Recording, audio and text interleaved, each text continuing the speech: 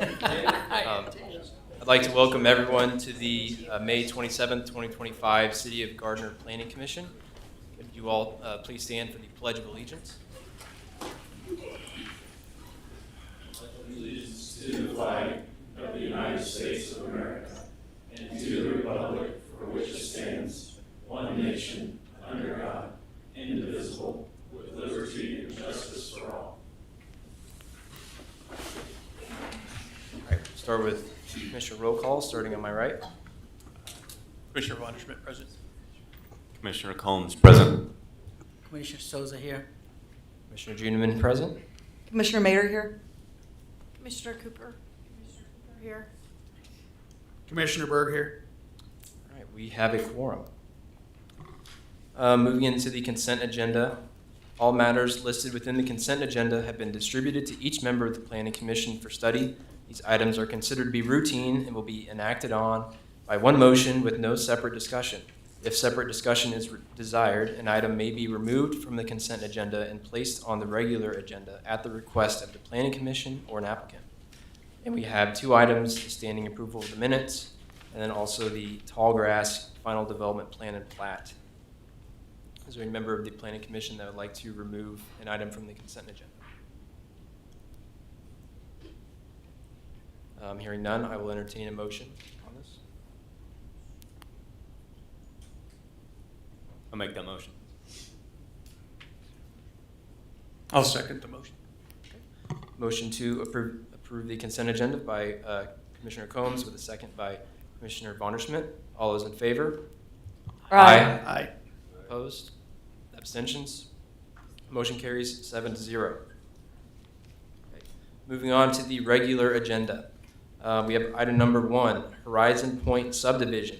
This is a rezoning from County Rural Residential to RP2 two-family planned residential. This is a preliminary development plan and preliminary plat, and this is a public hearing item.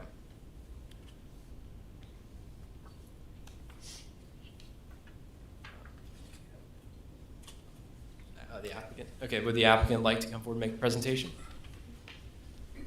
Please state your name and address for the public record. Yes, good evening. My name is Matt Mabe with Arise Homes. Address 26265 West 67th Street, Shawnee, Kansas. Let me see if I got your clicker right here. There we go. Perfect. Okay. Very good. Thank you, commissioners, for allowing me to be here this evening. Bringing before you a single-family residential community development for your consideration out off 175th Street, just to the west of the airport, next to the Lone Star development, which has been approved and is under development right now. So phasing further to the west with single-family development there. So let me tell you a little bit about myself and our company. So Arise Homes, we're based out of Overland Park, Kansas. I'm a Shawnee resident, born and raised, graduated from Mid-American Nazarene University. I've done development here in Gardner before, both commercial and residential over the years. So happy to be back in Gardner. Presently, we are developing in Lenexa, Kansas. We have 209 acres there. We have a community. We are the developer. We're the exclusive builder as well. With this community also, we would be the developer and also the exclusive builder in the community. We are building in Overland Park as well. Just finished up a large development up in Shawnee, Kansas. So I'm excited to have the opportunity to come back down here to Gardner. This property that we're talking about out off 175th and Four Corners Road has had some challenges. It's an interesting piece of property. It was owned by the Donovan family. Currently has oil wells on it. We're working with the oil operator who is also operating on the Lone Star property to vacate that as they did on the Lone Star development there. So here's kind of an aerial of the location there off 175th and Four Corners there, kind of an L-shaped piece of property that we've outlined. Like I said, again, it is all single-family residential across that entire project there as we phase to the west. Something about Arise Homes, we're a little bit different. We've got a little bit of a different product type that we'll be bringing. So our homes are built with all real brick and all real stone with full four-sided architecture all the way around our houses. A little bit different, so it's a little bit of a different product type for the area, not your traditional two-story with traditional siding. So here's a front elevation of one of our homes, and I've got some other pictures in here as well. So list out some features of our homes with all real brick, all real stone exteriors. I've got a layout of the plat. Staff will also be presenting as well, walking through that project as well. A little bit more about us. Our regional home office is located in Overland Park. Legacy Crossing is our Shawnee development. Stone Ridge is our 209 acres there in West Lenexa.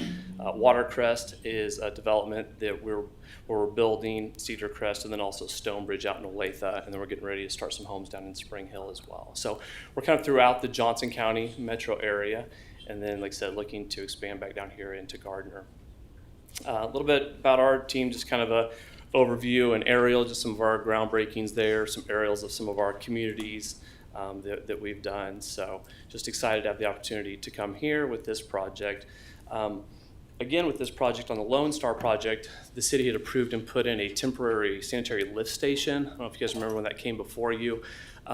It's been a process to work with the city, and also with Roman, the developer of that project, to help save the city money to take that temporary station and take it completely out of the mix. So that actually will not be installed on their property. We'll actually be moving and putting a permanent lift station onto our property, which will accommodate the sanitary sewer for that entire region.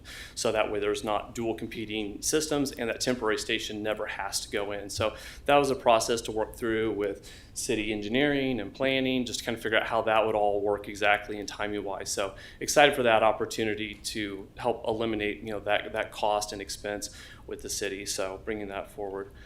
There again, there's just some aerials of our communities. Like I said, we will be the developer and the exclusive builder. So when we go in, we do build all of those homes ourselves. So we've got a lot of tight controls. Our goal is really sustainable housing. That's why we do real brick and real stone all the way around our houses, like what you would find in the 100-year-old homes over in Mission Hills and in those areas. It's not really common for this area, but we're very proud of the exterior of our homes, the quality, and then also our interior finishes and products that we put on as well. So I'm happy to answer any questions that you guys would have. I have my engineering staff here as well, and then I know city staff will be presenting also. I think we'll hold off on questions for now. Okay. But thank you. Perfect. All right, do we have a city staff presentation?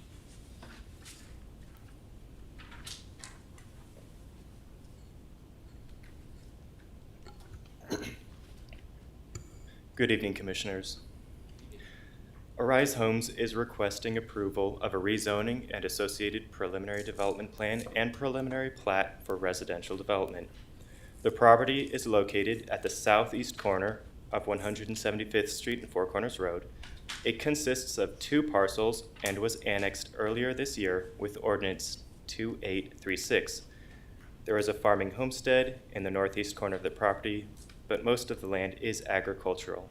In the southern third of the property, there is a stream corridor that flows to the southwest.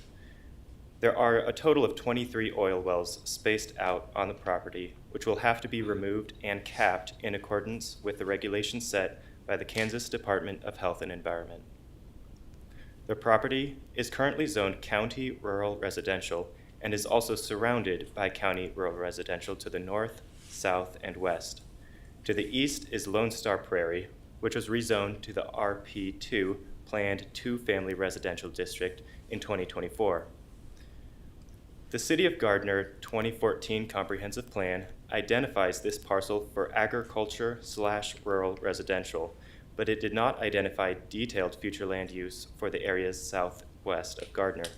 The proposed use is considered low-density residential, which is not consistent with the future land use map. It is, however, consistent with the future land use of the property to the north and the adjacent Lone Star Prairie RP2 zoning to the east.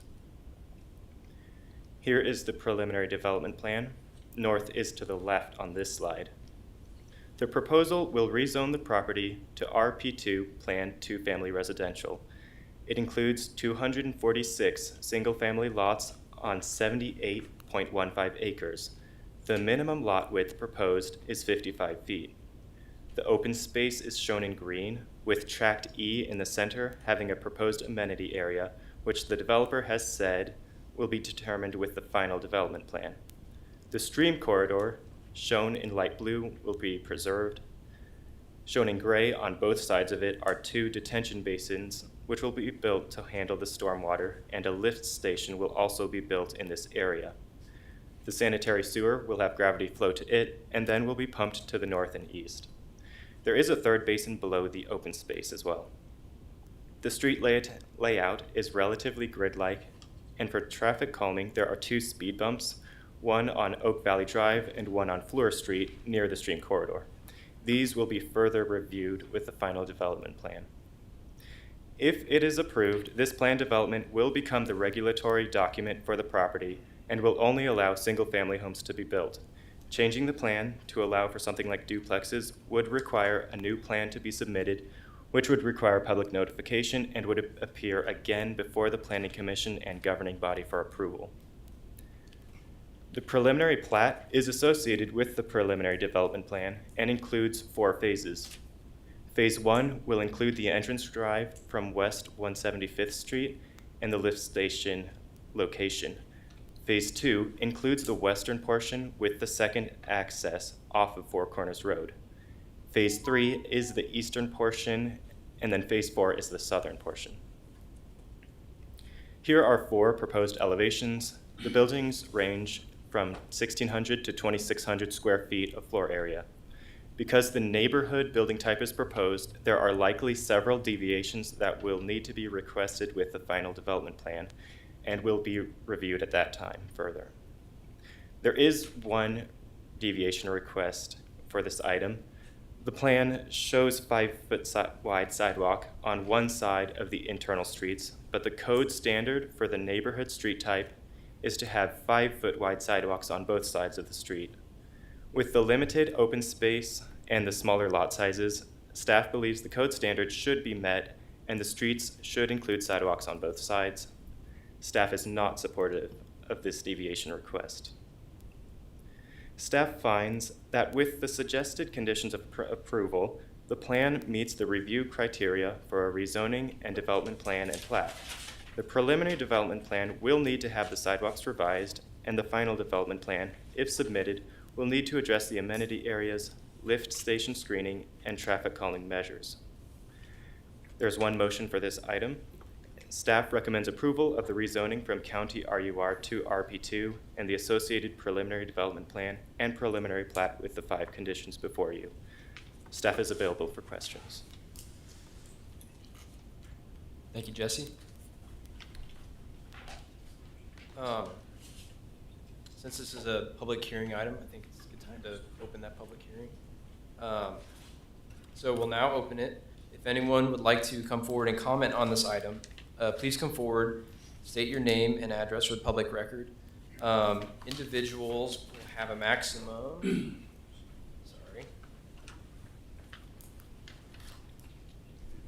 individuals are allotted 3 minutes, and if you're an individual that is representing a group, you're allotted 7 minutes maximum.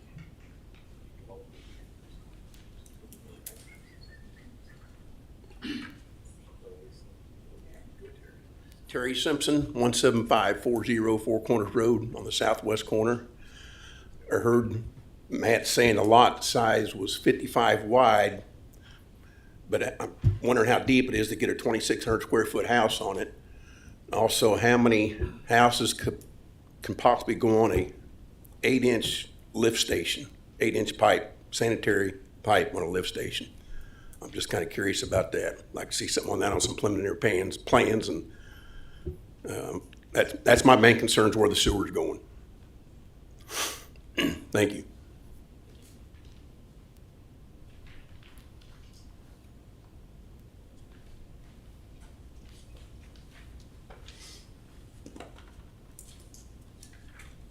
Good evening, Commissioners. Thank you for your time tonight. My name is Dr. Brandon Van Ann. I'm a business owner here on Main Street in Gardner, and I live at 17855 Four Corners Road, directly neighboring the proposed Horizon Point development. I'm speaking on behalf of myself and many of the neighbors who will be significantly impacted by this project. In addition to the families already engaged, the Van Ann, Willis, Simpson, Hubler, Hosch, Smith, Gray, and Keithley families all share our concerns and supports this collective opposition. While we understand and support thoughtful growth in Gardner, this plan, particularly as it's proposed at its proposed density, poses serious consequences for the rural character, safety, and livability of our neighborhood. Here are our primary concerns. Traffic impact. The current rural infrastructure, including Four Corners and 175th Street, is not equipped to safely handle the projected increase in traffic from 246 new homes. We've already seen safety issues arise on these roads, and this will only worsen. We strongly propose that all street expansion and safety upgrades recommended in the traffic impact studies be fully completed before any construction continues or concludes on this project. Loss of rural character. The families along Four Corners Road, including Van Ann, Willis, Simpson, Hubler, Hosch, Smith, Gray, and Keithley households, built our lives here because of the peace, space, and agricultural feel of the area. This development would irreversibly alter that. Property devaluation. The close proximity of high-density housing threatens to reduce property values for longtime residents who have invested deeply into their land and homes, many of which are family-owned and passed down through generations. Environmental and stormwater concerns. Increased impermeable surfaces and land disruptions could lead to runoff and drainage issues on properties that currently have no such problems. These matters have not adequately been addressed and were made clear in the own drainage studies. Lack of infrastructure for high-density living. We're concerned that this plan being rushed without proper infrastructure in place, roads, utilities, and community services should be built in proportion to the scale of the development, not after the fact when it's too late to adjust.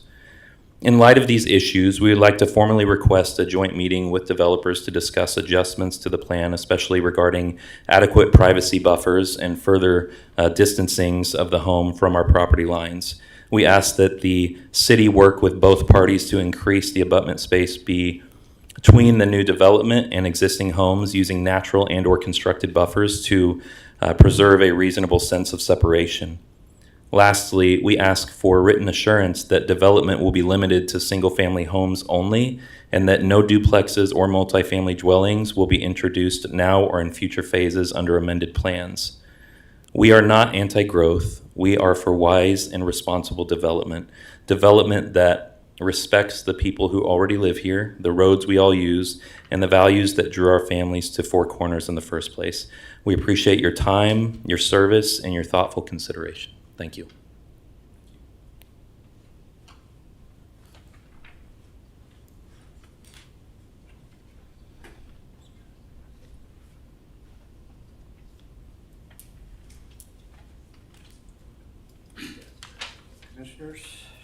Commissioners. My name is William Willis, 17795 Four Corners, Gardner. I have a few points just to bring out that Dr. Van Ann had most of them, but I've got a couple of my own which are personal to me mostly.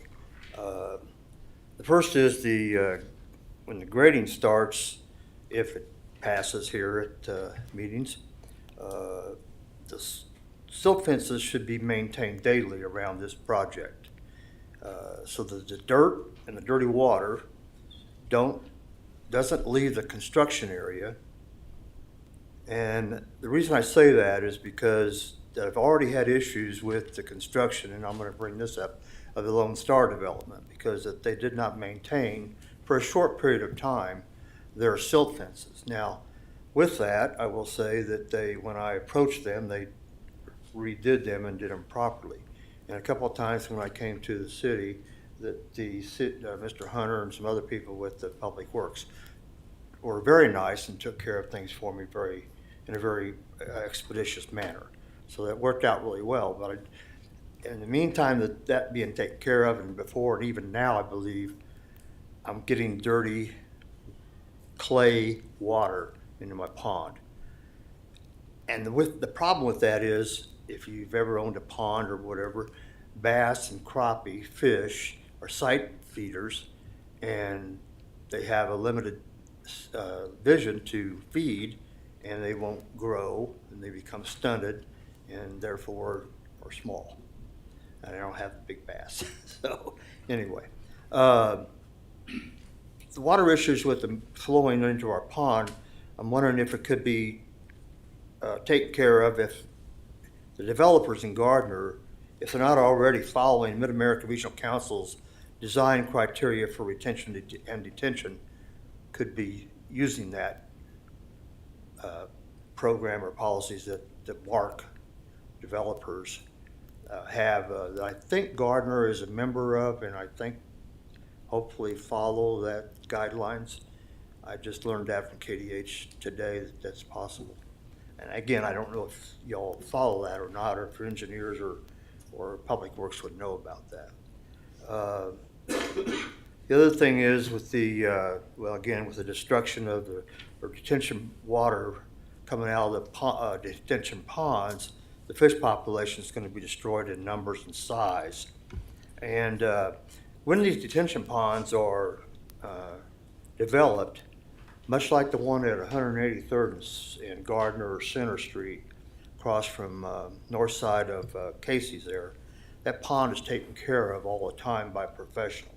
And I'm wondering if that couldn't be implemented by the city to take care of, or the homeowners association if they have one after development, that those ponds can be taken care of by a professional to get rid of and maintain the algae content that would be growing in there, so it wouldn't be flooded down into my pond and creating more problems with my pond.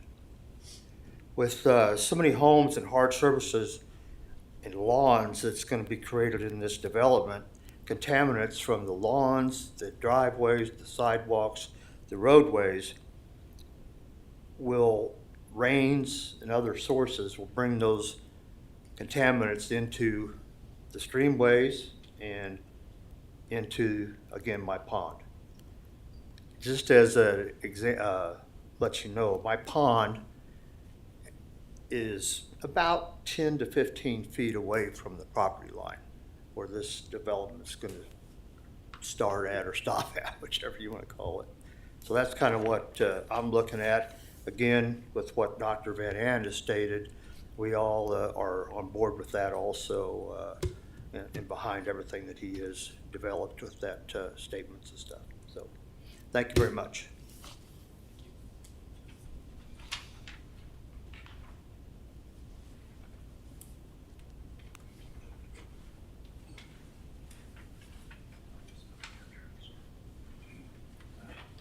Hello, Council. I'm Ryan Hubler, 17915 Four Corners Road. I'm just going to follow along with what Bill just said. Our land is at the bottom of where the creek runs through. So all of the runoff water from all the retention ponds, from all of the streets, all of that comes through my property.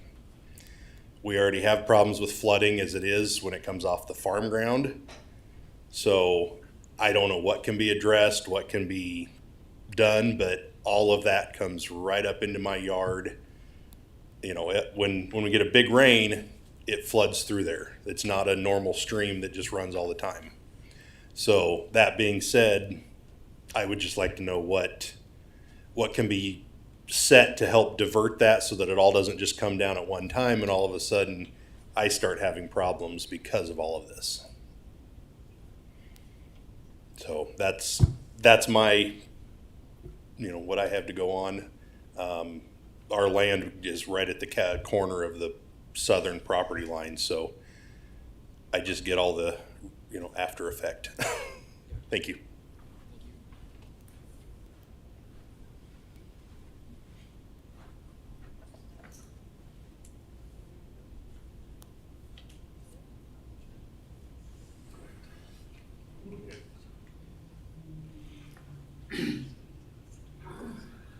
Evening.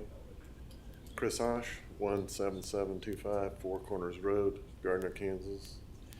We're right beside them. And what about new fire station, new medic building? So because you're putting all these people into little tiny buildings, houses. And I talked to Jesse, and he said that the property, from the house to the property line is 5 feet. Are you guys taking in consideration of the 2-foot overhangs on each house? That means it's only 6 feet from building to building. Ideally, we don't mind it, people coming in, but why are you putting little houses then for people that want to come to Gardner to spend $450,000 to live in apartments all spread out side by side. You need to have 5-acre lots. We'd like that because our house is all worth more than theirs are. If you had, I don't know what that subdivision is up on 151st on the north side. They've got great big lots there. And the houses got all 3-car garages, and they're $500,000 and $1 million homes now. But runoffs wouldn't be as bad because you got more yards that kids can grow up in so they can play in yards like we used to do when we were kids. So the water wouldn't be running off as fast, hurting everybody's ponds, yards, flooding their basements, going through back of my yard, like you said, contaminants. It won't be as bad because you got less people, less cars, and so now everyone's got at least 2 to 4 cars per unit. Just start adding up the numbers. There's 1,000 cars in there now. Just like the doctor said when opening up, and said that everything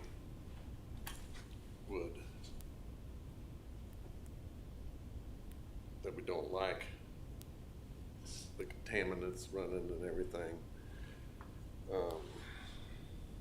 But to ease that, I built houses for 20 years. The closest was 12 foot to the house to the property line. So the houses are spread out. When my wife and I drove here today, we looked at everybody's houses in town that you guys approved in the first place before I ever moved out there. And most of these people didn't move out, hadn't moved out there yet. But the houses are away from each other. Kids got rooms to play around, run around, and there's less cars, less people, less concrete, more grass, things look better, and like Bill has said, the first man said that that corner, the house is backed up to the road. There's no room to fix the infrastructure of the roads. But I talked with Jesse and said that it looks to be money for the city, money for the developer. If you guys are gonna do that, why don't you make them 5-acre lots? I'm sure everybody else that lives by me would rather see that done than you got a tiny house and you got a nice house put on a tiny yard. And if I was looking for a home to buy, I would not buy there. Thank you.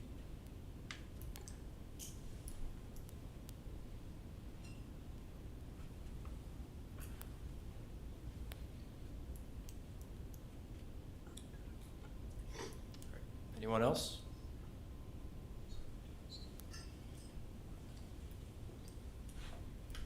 Seeing as no one else, I'll entertain a motion to close the public hearing.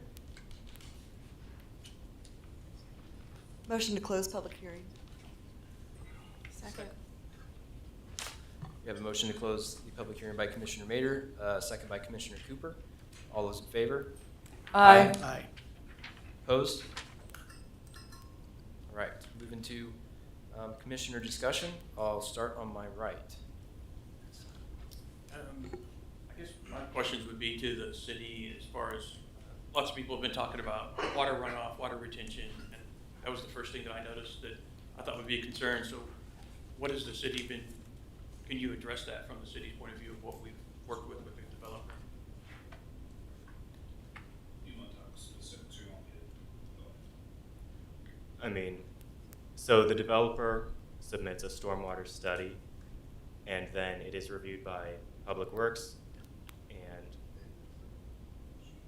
then it should meet the city's code in order to be approved. There is that condition 5, which specifically states it's more of a generic condition. Specifically, that was put in there because we wanted Public Works wanted the stream corridor to be preserved and not all the trees torn out when they were grading. So I'll talk to a couple things, and then we may want the developer's engineer to also speak on this item. So there's several components to the stormwater runoff question that were brought up as part of the public hearing. The first one I want to address is kind of during construction, because that is a component of this that doesn't have to do with the detention basins per se, but during that construction period, all developers are required to meet the city's standard for stormwater control and erosion control for the site, but also if they get into individual properties. So there's usually a perimeter aspect to this, to the overall property, and then each building site as the project goes along also would require perimeter fencing and things like that, as was described by the individual who came up. I think it was the first speaker, no, second speaker on that. When that was brought up during construction, if there are violations, we do send inspectors out routinely to look at these things to try to keep them up to snuff. Sometimes the fences get knocked over by construction equipment. Sometimes it's due to a rain event that was exceptional, whatever the reason was. We try to be out there with the inspectors from Public Works to get that corrected. We also rely on those neighbor complaints. If something happens and we didn't catch it right away, a lot of times they catch it first and it comes to Public Works and then it's corrected. So there is a sensitivity to stormwater erosion control during construction. The other piece that I want to bring up too is that the developer will be required not only to meet the standards that are brought up by the MARC guidelines, and that they also have to look at the quality standards. So they'll be required to follow best management practices for establishing vegetation and other aspects to this. Those plans in detail usually don't arrive until the public improvements plans or until we get into final plan, even at that stage. So usually at this stage what we're looking for, and that's what that condition number 5 that Jesse was referring to, is that they will have to meet those requirements, and that'll have to be demonstrated through each step of the process that they go through. So that's important to understand too. I think I'm going to let, if the developer's engineer wants to talk a little bit more about stormwater and what they're doing specifically, that may be a good aspect to this.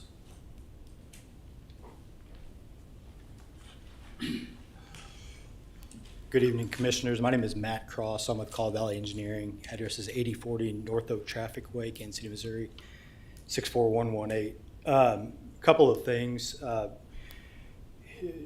David, you've touched on a couple on the erosion control plan and phased erosion. You know, we'll have to go through KDHE for land disturbance, provide them with a phased erosion control plan. We've also included in our phase 1 the 2 large detention ponds and the smaller one that's up to the north. So all of those will go in at the beginning of construction and help eliminate some of the sediment and stuff as it works its way off of the site.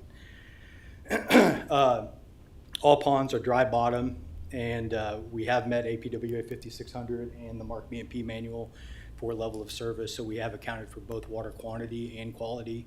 We've shown a reduction coming out of all 3 of the ponds, so you know, stormwater runoff will be improved once this development goes in, and water quality has also been met. And so as part of that treatment train, you know, we've actually released our 2 large ponds.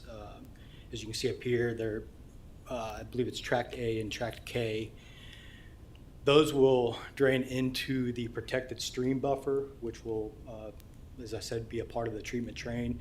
We'll catch sediment in each of the ponds, and then as it releases, it'll go into native vegetation, which will also improve water quality. So water quality and water quantity have both been addressed in the stormwater study. I believe that answers all of the stormwater questions. If you'd like me to talk about the traffic study while I'm up here, I can do that too. Could you just, I know there was one comment on the maintenance of the basins. I don't think that's been talked about yet. No, and that should be under the development agreement as part of the HOA. As an engineer, I don't have all the details of that agreement, but that will be on the HOA. What was the design year for is it a 100-year? 110 and 100-year storms were all analyzed as part of our study. To the HOA question, so yes, so there will be an HOA for the development, and so in all their communities, so Lenexa, Overland Park, everywhere else we're developing, so we have an established HOA, we have to then maintain those best management practices on an annualized basis. We actually inspect those on an annualized basis with our engineer and certify those basins annually and provide those reports and make sure that those are done. So that's how we do it in all other cities. I don't know if Gardner requires that, but as an HOA, as a developer, that's what we do to continue to maintain that. So in all other cities that we're working in, we actually have to have those certified, and so we will continue to do the same here because that's just how we continue to operate. So, and then I'll let Matt continue, but if there's other questions as it relates to, I'm happy to also help answer or address any of the neighbor comments or concerns. So happy to do that if you'd like me to do so. Any other questions related to stormwater? Yes, sir. Yeah, so though we appreciate like the inclusion of these detention or retention basins, like in your guys' plan and study, your own study on the drainage study of the basins alone, it stated that the basins alone are not enough to protect adjacent landowners. That runoff will still increase post-development, even with the retention measures that are in place right now. And the existing downstream infrastructure is inadequate, and the study acknowledges that. No drainage easements or agreements have been made with any of the affected downstream property owners, including those of us whose land lies directly across from that, like my own. And there's no formal commitment or funding identified to upgrade the drainage system beyond the borders of development, meaning like our private land could become default drainage basins for Horizon Point. I'm gonna have to stop you there. We did close the public hearing earlier. I appreciate you still have Well, comments. okay, so the question is how are they going to address the future drainage issues? Like their own studies acknowledging that this is insufficient. So. And are they aware that all those people are Okay, on well, lateral systems and you flood them out, they won't work anymore? Okay. Do I understand? Well, they say we have standards in place. I guess We'll open it back up. Because your sewage issues, you guys can't even. I take need you in to please town calm issues. down, and we're going to ask the questions. We'll get the answers you guys want. I had all the questions and all the comments you guys had written down. Okay, so we're gonna go through them in detail and make sure we get all the answers that we need. Sorry, we're not trying to be. He just said asked if anybody had more questions. Okay. I apologize. It's on It's me. okay. It's okay. Thank you. Sorry. So getting back to the drainage study. So I guess we weren't provided copies of that drainage study. Right, so the drainage study that's submitted with these plans, and again, there'll be a final drainage study that will also be required when the final plan comes through if the project moves forward. The important thing to note on stormwater drainage plans there is increased volume of water that's produced by development. The idea of the basins, though, is that it captures that increased volume. The rate at which it's released is reduced. So what you're trying to do is to have a no impact release as it goes off of the property. I know it's kind of an engineering kind of technical discussion, but the idea of the basins is that it's gathering that additional volume. So the reason the stormwater study may indicate that there's a greater volume of water is because there is. It's no longer just in farmland, but the basin designs and the way that they are to be implemented is intended to capture that volume and ensure that what comes off of the property does not increase the volume that's leaving the property at any given time. So it's basically dissipating that rate, or there's a rate of dissipation from that standpoint. I don't know if you want to get into that a little bit further or not. No, I think you said it well. I basically what the stormwater study shows is that the increase is caused by the development. You've got roofs, you've got streets, driveways, stuff like that. That's accounted for in that increase. That increase makes its way to the ponds, which nothing that leaves the site is an increase. Whatever leaves the site has actually been decreased, and that's what we show in the study. And I think that's also the reference to the BMP manual or the APWA manual and the MARC standards. Those are requirements and standards that the developer has. That's what the city of Gardner has traditionally enforced on the quantity side, and then as a recent adoption is the quality side. So as he was talking about some of the streamway elements that are being preserved, the intent is even that water that's leaving those basins goes through that natural process of filtering until it hits the streamway, and that helps to keep the quality up. So instead of removing trees like you might see in some other developments where they took the trees out of a streamway buffer, in this case that streamway buffer has to stay in its natural state to help clean that water as it's coming out of the basin. And so just to build off of that, both the MARC manual and APWA 5600, APWA 5600 looks at quantity of water. So you look at what this development is, how that is going to increase the quantity of water that's going to make its way downstream. You've got to mitigate that. And so, and that's what is addressed in the stormwater study. The MARC BMP manual is for water quality.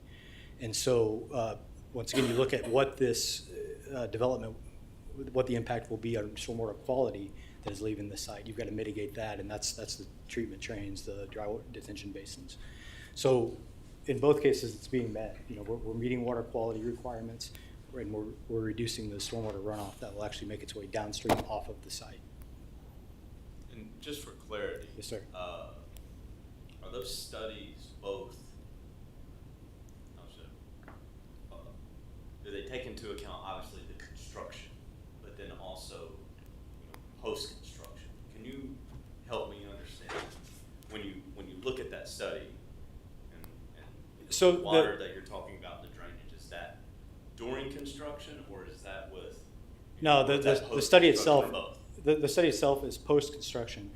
But what we've done, because we know that phase one is going to include the ponds, is we've put these ponds in place to help mitigate some of the runoff during construction. So I think Jesse, during one of our meetings, pointed out that you're concerned about water during construction, and so we made sure to include those ponds, so we weren't having to build ponds twice in phase one of the construction to help both water quality and water quantity. And then the phased erosion control plan, that'll go to KDHE, and that shows us the different phases of construction and how runoff from construction activities is managed during construction. And staff, is there a chance to put an aerial shot versus the development plan? Yes, perfect. So just for clarification, yeah. I see, in the southern part of the upside down hill, a pond on the left side Yes. of the property line. Yes. And then there's a series of trees, is what looks like in this area, a series of trees. Does Yes, sir. that overlay with Yeah, the that. layout we just saw where there was a stream and then the two retention ponds on both sides? Yes, sir. Yeah, as Jesse pointed out, what was light blue in that's the stream buffer, and so that goes right along this area of trees. And that area, 60 feet, is off limits. We're not touching that. Understand. Yes. And I mean, in fact, that's the natural drainage point that you're talking about. Yeah, that you yeah. wanna So maintain. that's the main discharge point of our site. So we've got two ponds that'll work its way into the creek. We've actually placed the discharge far enough upstream that it's not right at the adjacent neighbor's property line, and so it will work its way through that mature vegetation that's going to be left intact to help filter the water. Correct. And ultimately, and help me understand this, directly into that pond. Yes, sir. Yes. And is there something, I believe that one of our community members, residents, spoke about that and lived there. Could you potentially address issues that may arose or could arise with what you're talking about using, which is the natural drainage point directly into his pond? Well, what I'm saying is that we've actually placed our release for the ponds well upstream of that.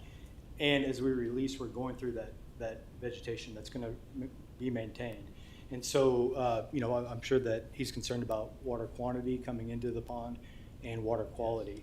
So both of those are addressed by these detention bonds. They'll actually see the same amount of water ultimately going to, but will not be rushing down from our site. The quantity is reduced It'd be held on both the north and the south of. Will be held in of the that. ponds, yeah, and then released slowly over, I think it's 40 to 72 hours. It slowly comes down. As far as water quality, that's a part of the treatment train. So your sediment will come out in the ponds upstream before it's released. Sediment will settle into the bottom of the pond, and then as it's released, it's going into this vegetation that will be maintained to help filter the water even further as it makes its way into that existing, call it a creek. So Commissioner Combs, I'm going to add 2 points to that. One, as just described, with the sediment falling into the ponds, you also heard the applicant indicate that they have, in other developments, had professional maintenance and things like that. So part of it is, over time, is they're watching to make sure that the basins stay within their design parameters and that capacity is kept within those basins. Because as sedimentation occurs over time, you can have that reduced area or reduced capacity. So that's the idea behind the maintenance side of this that's important to understand. So when we look at these kinds of elements, I think the other part is the design aspect, looking at the 1, 10, and 100 year. That is a requirement that we have.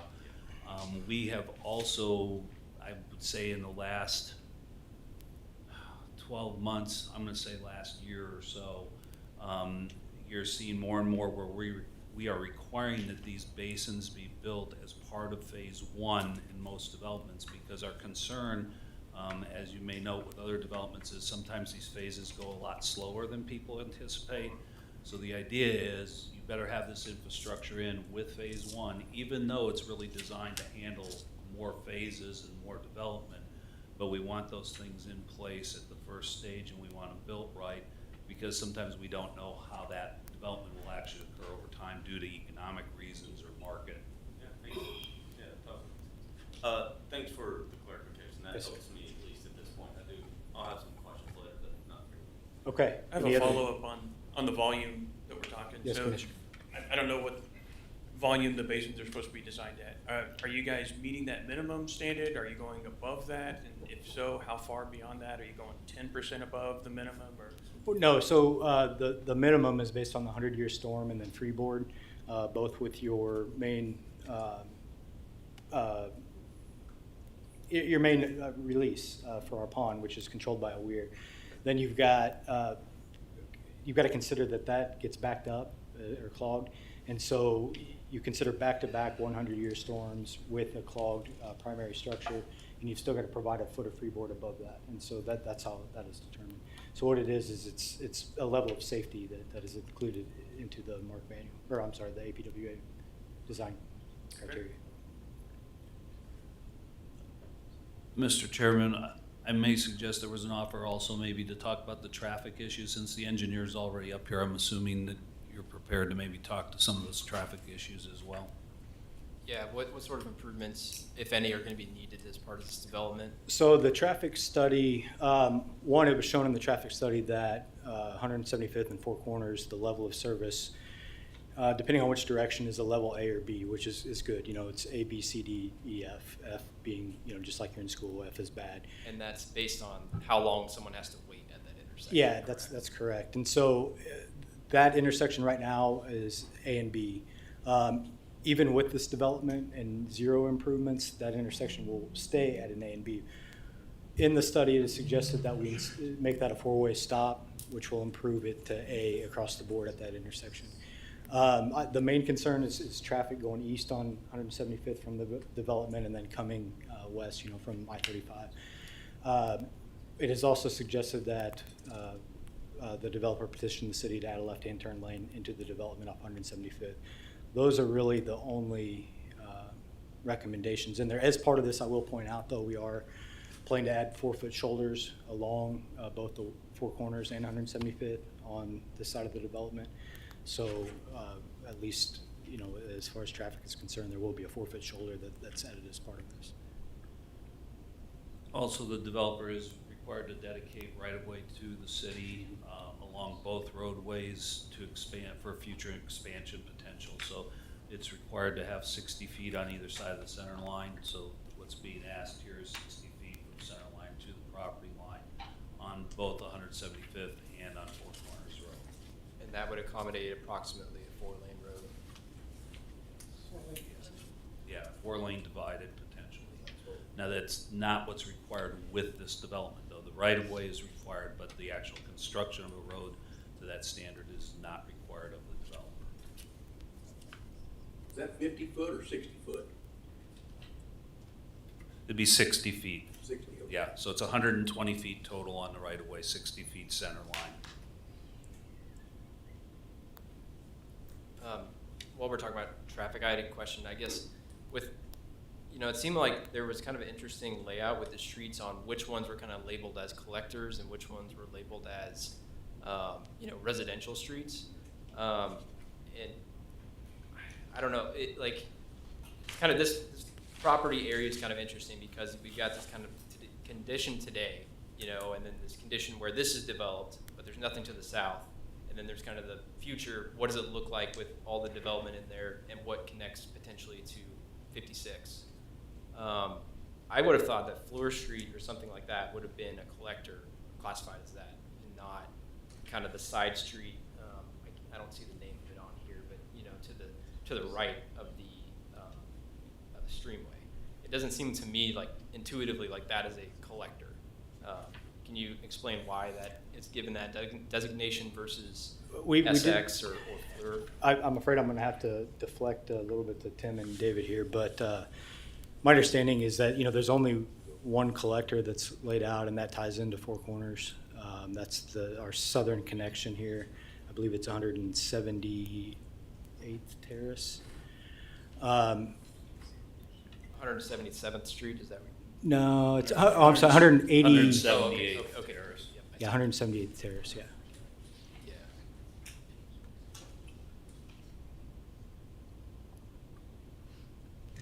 You want me to attempt that? Sure. I just wasn't sure. So, so the 178th Terrace, I believe part of the reason on the neighborhood collector there is that it would tie into the Lone Star development. So it has a function that may go in there. I do believe, and I can't remember which road, and Tim, if you remember, let me know, which road in the Lone Star development is serving as a collector going north and south. So this kind of ties in. It's a north-south road in one of the north-south roads in Lone Star. That becomes the collector for the area in that sense, okay? So that's why the other north-south roads here are local neighborhoods. You know, we're trying to minimize the speed at which traffic is traveling through this area as well as the volumes, if you will. So I believe that's, I have a mic over there. I don't want to get too close to Bob. So our collectors are typically at half-mile intervals. And so a half mile would be beyond the scope of this. Like Dave said, it would be further east. So, you know, we've talked about doing some traffic calming measures because there's just some long, straight sections of road here. And we typically, I mean, we see it all the time. When we have that, we end up with speed complaints. So to be proactive to deal with that, we don't have the details yet, but before we get to the discussion, we'll have the details of exactly what the traffic calming measures will be. Jesse, if you go back to the aerial real quick, it may help us here. So if you see on the Lone Star property, which is just to the right of the property in red here, that north-south road that's kind of platted as part of those first couple phases there, I think that's the collector that's going up to 175th Street. So what you would have is this east-west road that ties in, going in there, and then hooks into that north-south collector that goes through Lone Star.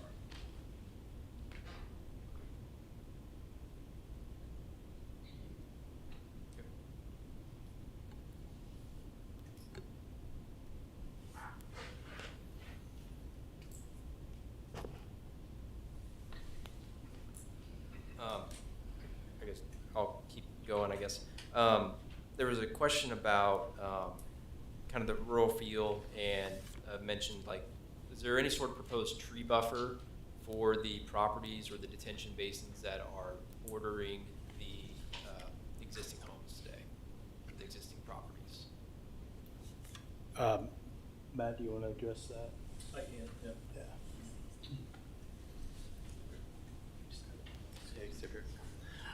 Yes, there are perimeter landscape plans that come in and will be part of that final development plan, so there will be buffer area in there. If you go back, Jesse, to the site plan as well, so also too, on our southern property line, so you see we've got quite a long stretch there where there are no single-family homes either. So as far as directly abutting, so there's 3 property owners that directly abut this development directly to our west. But they're on our south edge, on the north edge of that property there. There's quite a bit of green space there, but we do have perimeter landscape buffer tree plan that does go all the way around for screening. And then also for that, like I said, from the Lone Star property, taking that temporary lift station down into a permanent, there's also screening that we've got as far as landscape plan screening and fencing that goes around that as well. And then looking with the grading plan that's shown on this one, for the properties that are kind of near the streamway, are those properties going to be, because it looks like kind of the back lots are kind of have some steep grading on them, are those going to be elevated above, like, and then the back lots kind of drop down, or is it vice versa? It's what's the grading doing in that area? Yeah, that's correct. It is going to drop off. This is preliminary. We've since worked on the grading. It looks pretty drastic in this, but we've mitigated a lot of that. But yes, the lots will still sit up above, and then there will be some drop off to that western line.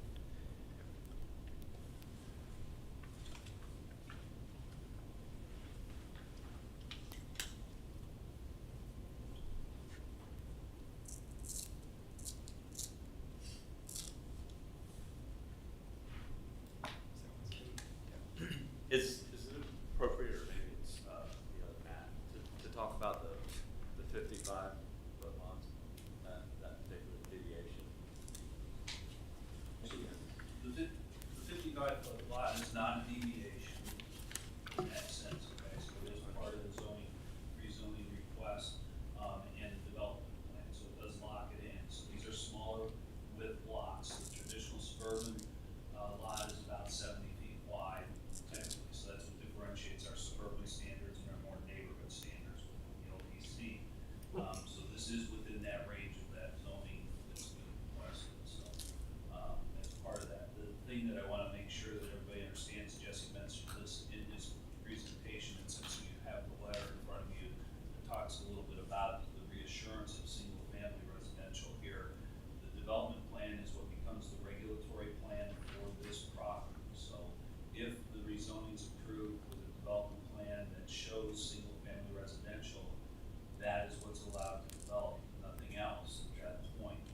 Okay, now that doesn't mean that they can't come back at some point and amend it or change it, but it would require another public process. It would require another set of hearings and another evaluation where stormwater is looked at again, as well as traffic and other impacts if that were to occur. At this point, the applicant has given no indication to do anything but single family. But I want to make sure that that was out there, because I know you had the letter given to you this evening, as well as the commentary from the public on that matter. David, on your standard lot depth for a standard residential, what's so 70 by what's your depth requirement? Probably It's a 120. square footage requirement. It's not a depth requirement per se. Jesse, do you remember the? Yeah, it would be set by the lot area. Okay. So 8,000 square feet for Okay. the 70 foot. You are R2, so that would be a Right. minimum of 50 feet wide and 6,000. So to address that a little bit with our product type and what we built, and Terry asked a great question. So, I mean, 2,600 square foot home is a nice size home by any standards, 4 bedroom, 3 bath, 2,600 square feet. So our average lot size in this community, the minimum is of that 55, our average is 60. We have a lot that are actually over 60 feet on our width. So we do have some variation in there. The homes that we build, so traditionally what I've seen throughout Johnson County is 70 or 75 wide by 120 or 125 deep. Our lots are like 130 plus. So we're narrower, but we're deeper. So when we're building, we traditionally build ranch style homes, all brick, all stone, but we're deeper with our plan types. So instead of taking up a lot of street frontage, it actually, from a city maintenance and cost effectiveness, the amount of linear footage that you're maintaining, because it becomes a public street, public curb, public sidewalk, public sewer, public water, right? The actual linear foot across the lot frontage is actually much more affordable for a city to maintain. However, we actually run deeper on our lot sizes. So when we go into communities, it's actually really hard for me to buy lots from other developers, and we do that sometimes because generally their lots are not deep enough because they're building, traditionally, building up or, not going as deep. So we have deeper backyards. Our homes are running deeper as well. So that is something that you'll see that's different with our plans too. Our lots run deeper, but a little bit narrower, but our average is 60 feet. So 55 at the minimum, 60 on our average, and we actually go over 60 feet. So really transitioning from the Lone Star development, which they're all right about 50 foot if I'm not mistaken. So, transitioning to, larger lots and actually larger homes than what they're doing as we phase west. I'm just going to refer the commissioners to the third sheet in your plan sets that you had is the data sheet, and it's a lot by lot data sheet. It's in the plan set. And when you look at that, I believe the smallest lots that I've seen are about 7,200 square feet. And there are lots in here as large as 13,000 square feet. So, I mean, there's quite a variation on lot size from lot to lot, again, on where this is. So that's where the house size can be varied as much as it is. And Mr. May was correct, as he mentioned with Lone Star, that one was pretty much all 50-foot wide lots. Almost everything there was minimum size or close to the minimum size. So their house size was pretty constrained as to what they can do. This gives this developer the affordability to go and look at this with multiple house plans. Can someone remind me how big Lone Star is? How many properties are in Lone Star? 186. Is it 186? 186. Thank you. Yes, that's it.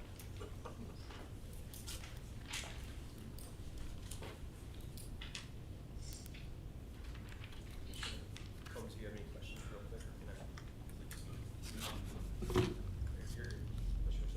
Yeah, I just have a question. So during the presentation, they mentioned that there are 23 wells in that property.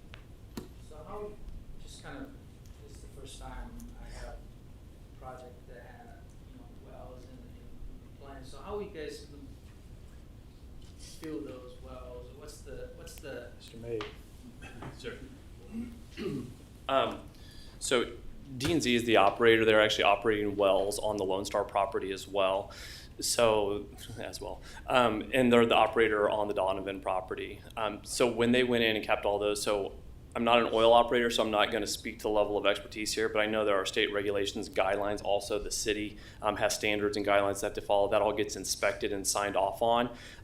We have a contractual obligation with D&Z on the removal of those and the remediation and then final inspection and approval by all the governing bodies that need to inspect, both state and city. So, following those processes. So I can't speak to the exact process. I know there is a process, there are standards, there's regulations that has been set in place throughout Gardner. There's operating wells I know that have been removed. It's not an abnormal practice, but I'm not an oil operator, so we're working with the professionals and then the governing bodies to inspect those to make sure it's done correctly.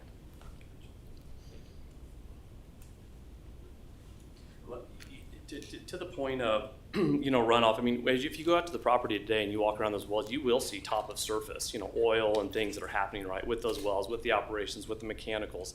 So when we're bringing in a residential community and we're, retaining, treating all the waters and things, so that's going to really help. I mean, our goal is not to impact the downstream. Our goal is to contain, actually reduce and improve, how that's all flowing today, because right now, Lone Star does flow down. It just trucks on down through there. So I have no doubt, we've had a ton of rain this year that these residents have seen, just a gully washer of a river coming down through there. And so with this development, as Matt's explained, it's to take that, to contain it, to treat it, to process it, to slow that rate of release down, actually improving that, and then getting all those oil wells out of there, all that machinery, all that equipment, which should increase, water quality as it moves forward.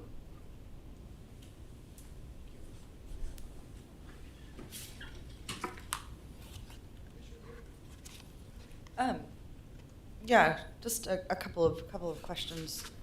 The Lone Star development is 186 homes, encompassing how many acres? Just for comparison, I think it was like 17 acres. The one, They're on the 40 Ames. acres. They're about 5 homes per acre. Yeah, I think it's 78 The Ames visual, please. That one, yeah, perfect, thank you. Okay, so 31.2 acres, and we're looking at 47, 50, like 80 acres, okay. And the density here is roughly 3.2 to 3, just about 3.2, so 3.2 dwelling units per acre is what you're getting roughly in this. Mhm. Depends on how you want to calculate, if you take the right of way out, things like that. That's gross. Was there no consideration to an R1 designation for zoning? With the proposal with the zero lots, they cannot hit the R1 zoning. R1 zoning requires 70-foot minimum widths, so with lot layouts they have, they would not be able to go for R1 zoning. And a lot of that's market decisions, as you know, by the developer. You know, when they're looking at the market and their product and how they do that, that's where they come up a lot of times with these lot sizes. It's not that we're dictating it, it's just when they come to us with a proposal, we tell them the most appropriate zoning district for what they're trying to do. And then the phases, the lines are a little confusing to see. So phase one, if I'm reading this right, phase one is the, thank you. So phase one is what's outlined in red hash, is that correct? Yes. And there's 0 improvements planned for 175th as well as Four Corners Road. 0 improvements. They would have to meet whatever the safety improvements are that is required by the traffic study. The traffic study Yes. will determine, Is that a turn lane? Yeah, left-hand turn lane off of 175th into development. We're also adding 4-foot shoulders along both Four Corners and 175th. you are going to add curb and shoulders? Shoulders. Not curb, just shoulders.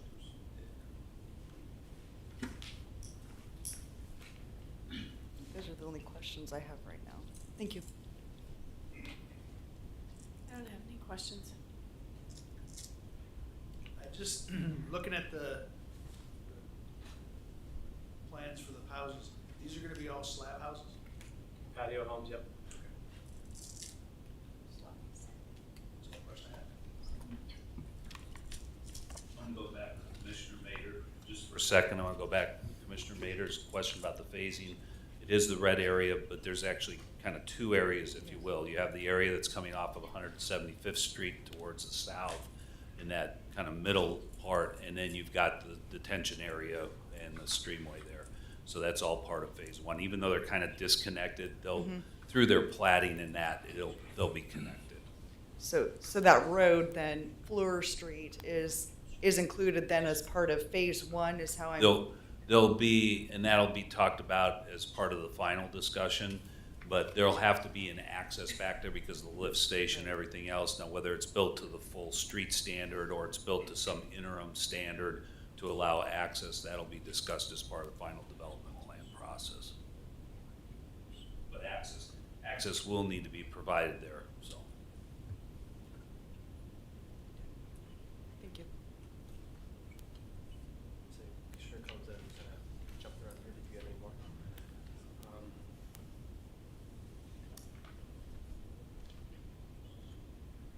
I don't.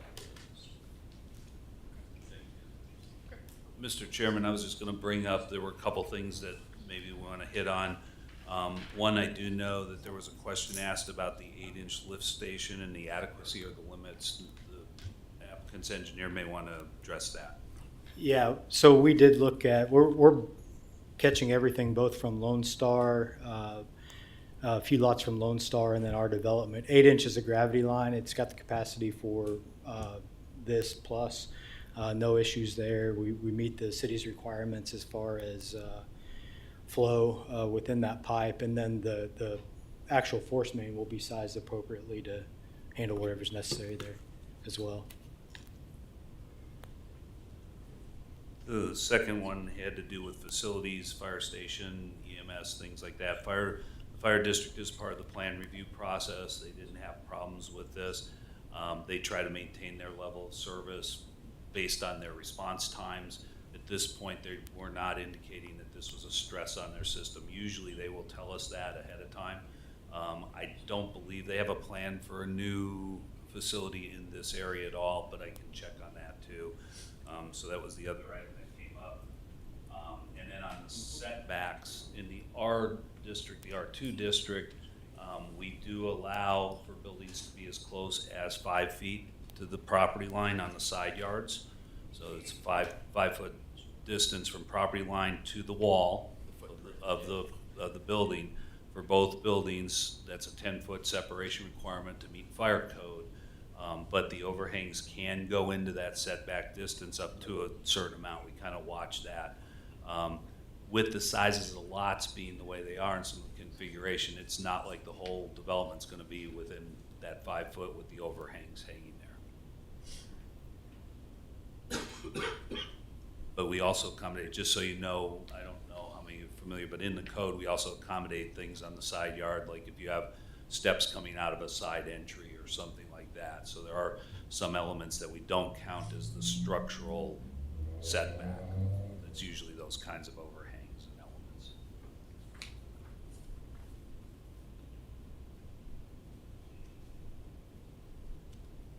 Those were the 3 things I had. Yeah, I have that as well. All right, thank you, commissioners. Thank you. I know like the tree buffer plan, like that, they said that that's kind of like usually like a final development plan thing. I don't know if we had anything in the recommended motion as far as, requiring that. Correct. You could add a condition if you so choose. If this is a route that you want to go, you could certainly add a condition in your motion if you wanted to ensure that a tree buffer is addressed within the final development plan and the final plat process. One other item that did come up was the idea of a joint meeting with the developer and the adjacent landowners. Our code does not require any such meeting like that. If the developer chooses to do that, they're certainly welcome to do that, but we do not have a code or regulation requirement that they meet with adjacent property owners. Now I think I got all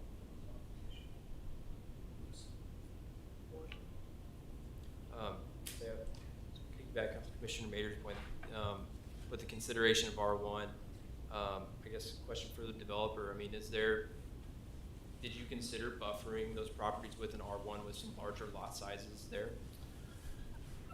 As previously stated, so in R1, it's 8,000 minimum square foot. So, I mean, technically, could we shrink all these down? I mean, could we have lots going as large as 13,000 square feet? And so we have a lot of lots that are at 8,000. And so at our minimum, we're down around 7,300. So just barely under. So I think if you take the cumulative whole, we're not really gaining much. With our product type and the way that we build as exclusive developer builder, like I said, we do build a narrower home, and so that's why we seek those narrower lots, but then we also go deeper on our lots. Like I said, it's very difficult for us to fit on a lot of lots that are approved in regular R1 zoning because we actually need more depth on our homes. And so from the setback, it is in the zoning where it talks about, 5 foot on the property line. I can tell you based on our house sizes and what we're doing, we will have a much greater distance between our homes where our homes are not maximizing out that footprint. That's just what the R2 zoning allows for. So to go from a 70-foot wide lot down to an average of a 60-foot, we had to, within the city of Gardner and their code, excuse me, we had to go with that zoning type. But still, it's single family, residential. We're very specific with the product that we build. It is very different for Johnson County, and it is very much needed in the area. We're in the top 25 builders in the Kansas City metro area. And I think that's for a reason. We're homegrown guys. Like I said, I was born and raised in Shawnee and went to school in Olathe. Still live with my family in Shawnee. I've built and developed in Gardner before. So we're not out of state. I'm not coming in trying to develop and sell these lots off to somebody else, blow and go. So we are part of the community, have been part of the community for years, want to continue to bring in good development and good growth to the the area. So for our product, for our type and our model, it doesn't work to go straight to, you know, a shallower lot, but a little bit wider. But if you take our cumulative totals, I think we're gonna fall right within, you know, where Gardner has at the 8,000 square foot lot size. Yeah, but I was talking not specifically as the property as a whole, but mainly just like, I think it's lots, you know, in the 90s there. You know, I would assume you're going to lose, you know, 1, 2, maybe three lots if you were to upsize those to R1. Fair statement? So what would be required there, and I can have my engineer pop back up here, but it would require a whole complete redesign and engineering and layout. So when we start pushing those, it's going to completely change that whole entire site. Everything that we've worked on with the city, how we lay out our developments. As David had mentioned, if there's concern, I mean, the lots that abut us are large lots. So those homes are a long distance away from our home. So it's not like those houses are sitting right up against our community.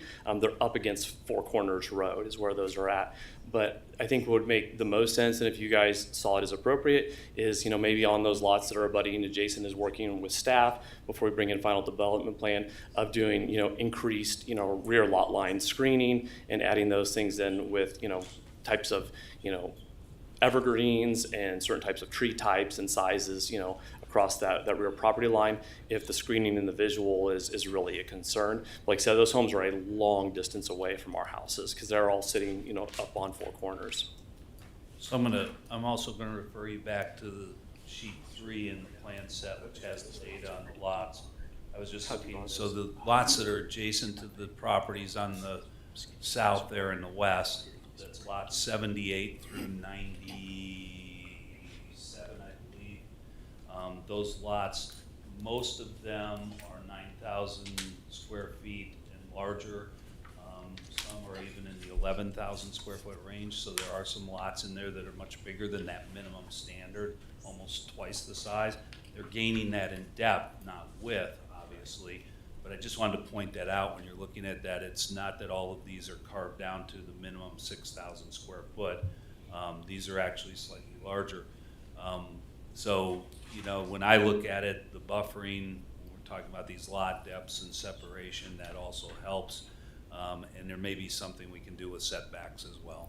And my engineer just brought up as well, like he said, that, you know, by design on those lots that were abutting the adjacent neighbors, that we are actually quite a bit deeper. So our lots that might be a little bit less, maybe closer to that 130, which is still a lot longer than most at the 120 to 125, those are more up closer to 175th Street and further to the east. So he was trying to pull some measurements, but if you look at that plan, I don't have the exact dimension, but those are actually deeper, and as David just kind of mentioned, we're actually in excess of what an R1 zoning would be. And so you could change it, but then we're going to shrink them down probably. They're actually probably going to get smaller, so. Because of the required width on the street. Correct. So we're narrow, but like I said, very, very deep, and that's where we're getting to 9,000 feet, where an R1 zoning is 8,000 required. So there again, it's giving us further separation, you know, from our neighbors, you know, directly to the west of us. Thank you for that clarification. Yep.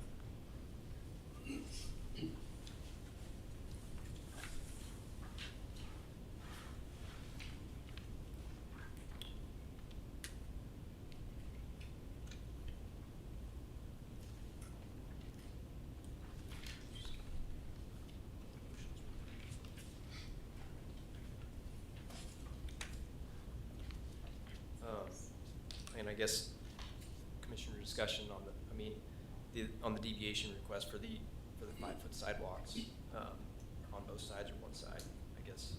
So this may be a silly question, let me confirm this. We're talking about both sides of the sidewalk inside the community. Or both sides of the street, excuse me. Correct. Okay. The neighborhood street type that is associated with this kind of development requires the 2 sidewalks, one on each side of the street. The 5 feet is the minimum width for each of those sidewalks. Generally, the reason staff has an issue with this is because usually when we're increasing these densities and doing things like that, we want to retain the walkability within the development itself.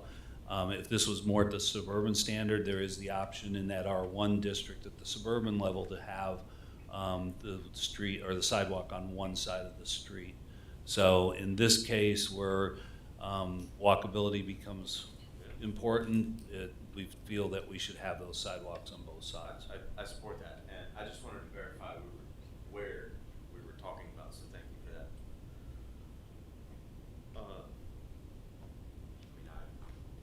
Yeah, certainly agree with the recommendation. Yeah, that's kind of hard.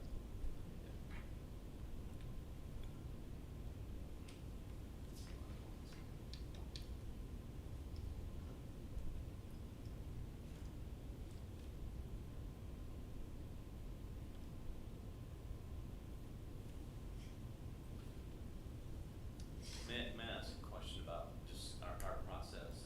And I understand the traffic study is obviously not done, and there's going to be an additional step.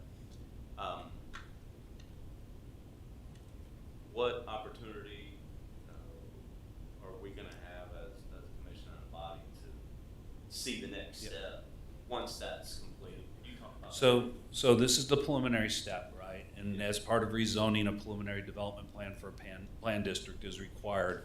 But things like the stormwater study and the traffic study are done to a preliminary level. They're really intended to show that, yes, we have room for the stormwater the way these calculations are working out. Yes, this is how we think the traffic is going to be impacted. But with the final development plan and the final plat, which is the next step in this, the developer has to come back with their final traffic impact study, with their final stormwater studies, revisions and elements that they may be changing that are not substantially different than this. So when we're talking about some tweaks that may occur in the process of going from preliminary to final, you will see maybe slight changes or differences from what's proposed here tonight. That final stage only comes forward after the planning or after the city council governing body has approved of the preliminary development plan. So that's the trigger that then allows the developer to say, okay, we're going to go and expend that money on that final plan set. At that point, you are the review body and the decision maker on the acceptance of those final plans. So you will see this if the developer keeps moving forward as the progression outlines. You will see this as a final next that'll come before you. Then after that, it goes more administrative, because then you get into public improvement plans and details of construction and different things like that. And that's where Public Works, utilities, and others get engaged in making sure certain construction standards are met on roadways, for instance. And in the event, and I know we don't see traffic studies, we've all read them many times, but I would imagine during our next meeting, during that final review, we would have some highlights to. We can certainly provide that if you'd like. Usually the reason why we don't is they're so technical and they're so, even us as planners, we look at it, we really look at the executive summary that tells us stuff. The engineers are the ones in Public Works that are really evaluating, are those calculations being done correctly? Is this really telling us what it should be telling us? And so I asked that as maybe more or less the staff and the body. The other development is there, obviously, or far along in the process, we'll say. Now we're adding an additional, and one of the residents was right. I mean, if you look at 2 cars per household over, all of the phases, that's a lot of cars. As it relates to I believe it was mentioned that there could be a 4-way stop versus just the 2-way, and any responsibility to improving the traffic as those phases grow. Can we talk a little bit about that? Yes, and honestly, I don't recall specifically if, how that was addressed in the traffic study at Four Corners in 175th, but I'm pretty confident that most of the traffic generated from this is going to be going east. So eventually, obviously, as more and more development comes along and traffic moves west, further improvements will have to be made. But it's the traffic analysis that really drives that. So even going to a 4-way stop, that's driven by data. And so it's through the traffic counts that we currently have, and then we're we're expecting from the development. All that's very, very regimented may be too strong a word, but you know, developing the traffic flow, the amount of trips generated from a development, all that's pretty routine stuff. Yeah. So again, the previous development's already included from the local, like Lone Star, for instance. The additional traffic from there has already been added in. Correct. And then we also ask them to look, you know, into the future too, to provide an analysis on what may be needed in the future as well. So overall, I mean, I would expect that 175th Street, I mean, the pressure on 175th Street is going to grow with multiple developments going on. At some point, we'll have to do some major improvements to that corridor. And that, of course, is the city's responsibility at this stage. And, To have a plan for further east of 175th, like where it meets 56? Is there plans to change that to mitigate traffic through that area? There's nothing, you know, we improved Santa Fe from Waverly to US 56 several years ago. So that's now a 3-lane section. And I would anticipate from Waverly to the west will likely become a 3-lane section at some point in the future as well.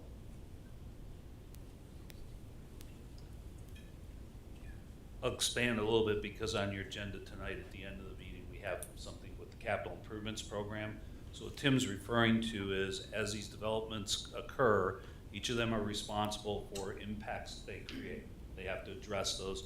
We usually refer to those as safety improvements because they're usually things like left turn lanes, some type of signalization or stops or things like that. So, but when it comes to the accumulative effect of multiple developments, the city is monitoring that if it's on a city street versus the city highway where we have KDOT monitoring as much as anybody on something like 175th and that adjacent to our city limits. We would be doing counts every so often to see if it's still going on the projected path. And the first sign that a project is needed would probably show up in the capital improvements program at some point at that point, because then they would schedule the improvements and the budgeting for those improvements. So.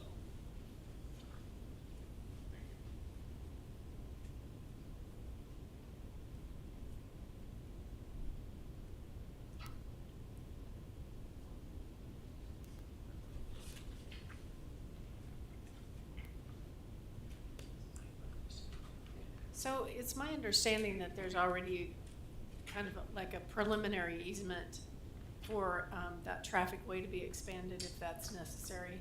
So all of a sudden that kicked in. So what happens is when we get developments like this, we look at the adjacent roadways that the development is along, and we look at the right-of-way that is provided today. We have a transportation master plan that gives us guidance as to whether the road is considered an arterial, a collector, or just a local street. Each of those have width requirements. So in this case, 175th Street has really been in the county, and so the width of the right-of-way, I believe, might have been as small as 40 feet at one time. That right-of-way, when we get development, we look at that and then we require the developer to provide the right-of-way. And that's a permanent dedication of right-of-way if it's accepted by the governing body. So each development we review along these arterials or collector streets accordingly. We're looking to see, do we have the right amount of right-of-way for that future expansion? That way, when the improvement is needed, whether it's because of this development or it's because of the multiplicity of developments along 175th Street or Four Corners Road in the future, we've got the right-of-way in place in order to do those expansion projects. So it's already incorporated into these plans? It is incorporated both on Four Corners and on 175th Street, and I will say it's only for the half of the roadway that's adjacent, so from center line to this property. If we get a development request from the property owner to the north, on the north side of 175th Street, we'll require a similar dedication right away to match that to gain the 120 feet of width.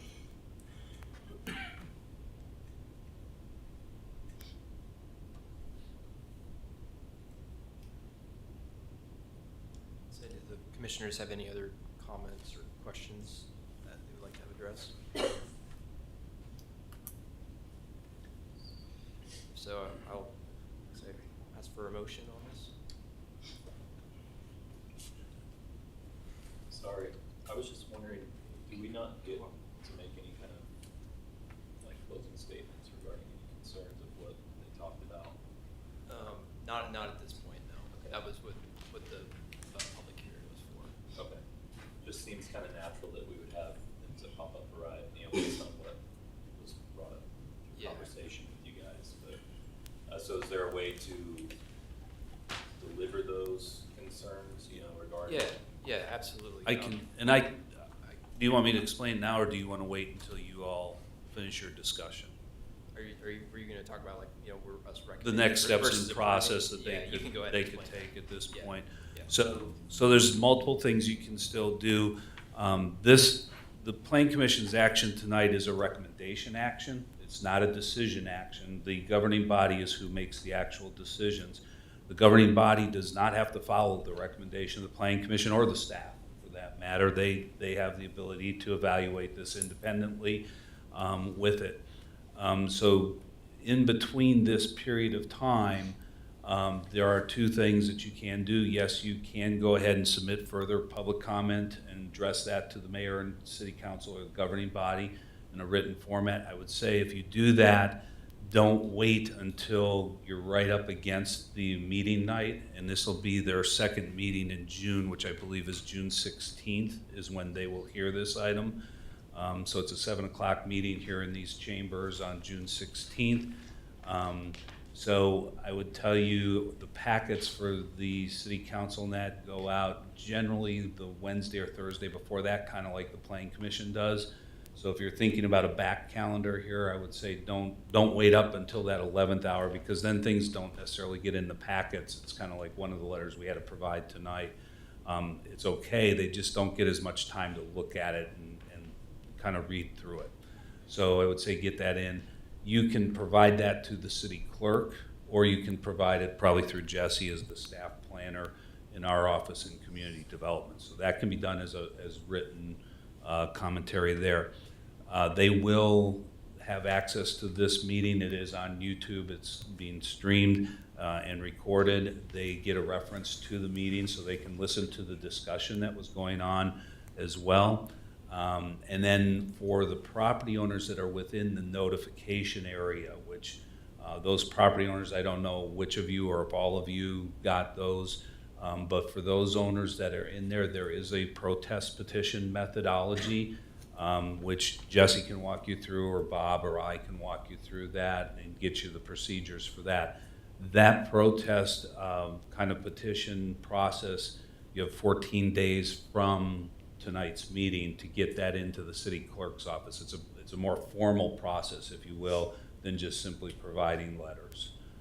So that is possible. Now the difference is, and we can talk about this later on the protest, there are procedures there as to when it's a valid protest or not. So that can be something we can talk about kind of after the meeting or after this item's heard. So that's the way you would be heard through the next steps in the process. Okay, perfect, thank you. Okay.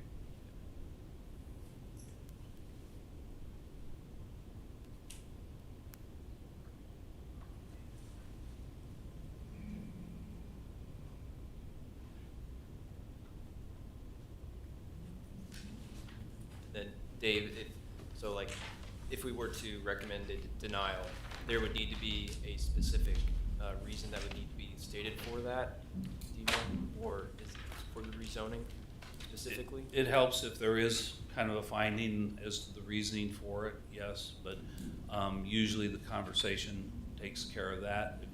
But I would say go ahead and at least cite what the concerns, if you believe they're the traffic concerns, the stormwater concerns, those kinds of things. I'm looking over at the city attorney's rep and she's nodding, so I guess I'm saying it right. Yeah, it's always better to clarify if you have a specific stated reason. It's better to clarify now, and if you could do it at the same time as all in one chunk, so that on the record it's all in one thing. That's the best. Okay, thank you.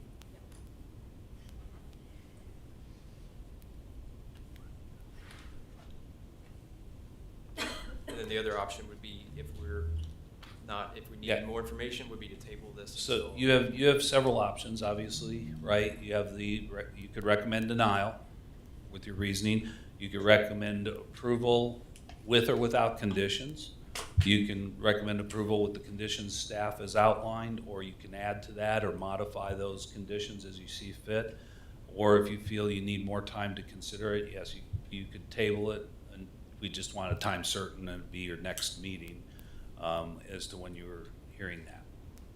Thank you.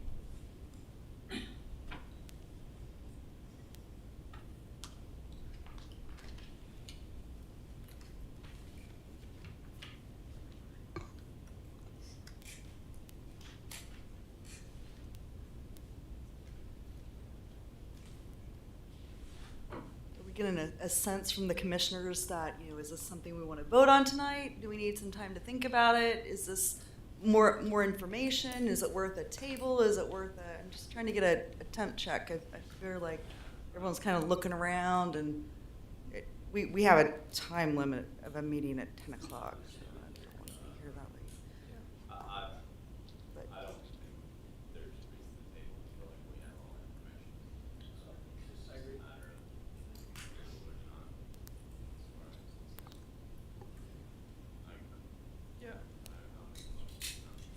I was gonna I would like to see some sort of what the numbers are. What are they called? Requirements. Conditions, yes, about making sure with that final development plan has screening required for those properties adjacent to those landowners. we got some time on the traffic and just general safety within the area. I'm comfortable with the city engineering. They've done all they can. But those are two concerns. So what I'm hearing is the possibility of adding a condition that may have to do, or I'm gonna state something and then you all tell me, something to the effect that requires for lots 78 through, I believe it's 98, that are adjacent to the properties just to the west of this property, between the west property line and the Four Corners Road, that the final development plan adequately address buffering and landscaping in those areas. That's the first condition, yes. Okay. The second being uniquely to the traffic study.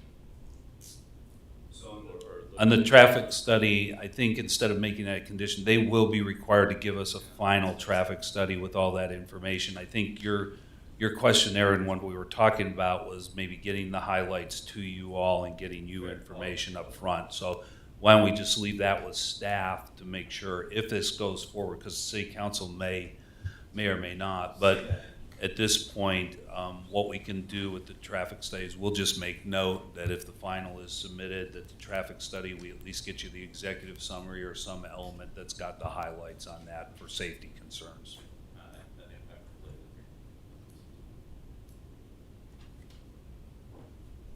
Look at the city attorney just to make sure, by me stating those two items, are we good, or do you need them to include that in their motion? Can they?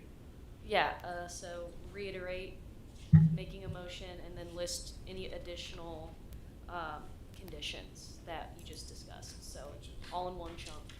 Can we verify the street and or the property numbers?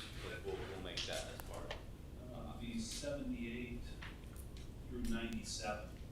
78 through 97. proper, where property pops up. Right. And I know that working with the applicant, we will also talk about with that buffering, how that impacts on track D and E and stuff like that are on that same boundary where we're up against there.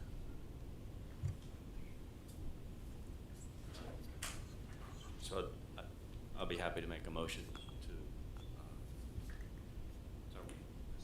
actually maybe I policy that, is that an approval with condition? Yeah, so you could approve with the conditions, and then Yes. at the end be like, here's the conditions that we just talked about. Yeah. So I'll be happy to make a motion. Where's that? You're good. To approval with conditions, uniquely to the properties listed on the site plan, number 78 through 97, to show additional buffering.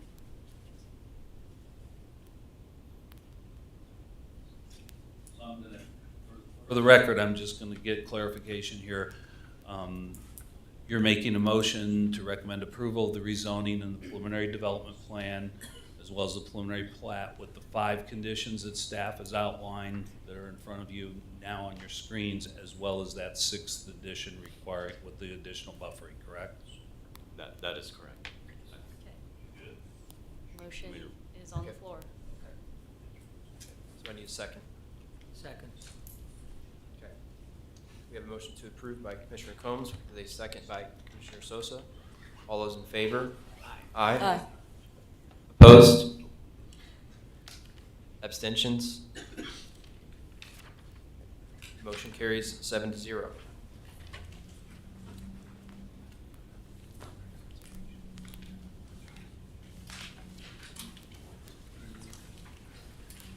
Thank you. Moving on to item 2 on the agenda. Yeah, Austin, if you want to take like a 5-minute break, you can Yeah. state the stoppage time and then when we'll restart. Yeah, we'll have a 5-minute break. We'll start back at 8:46.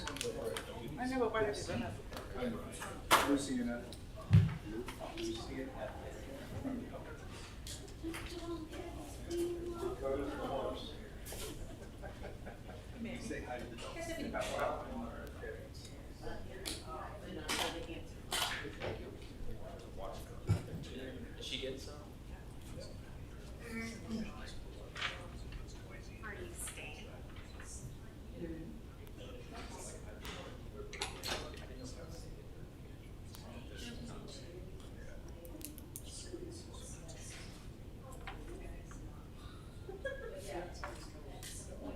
Should have been prepared.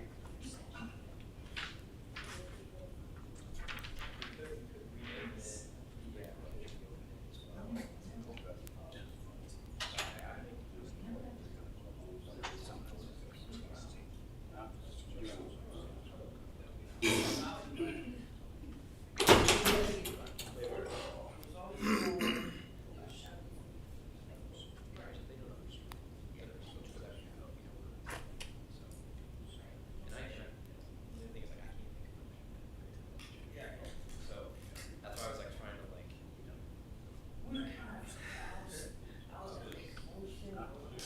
that's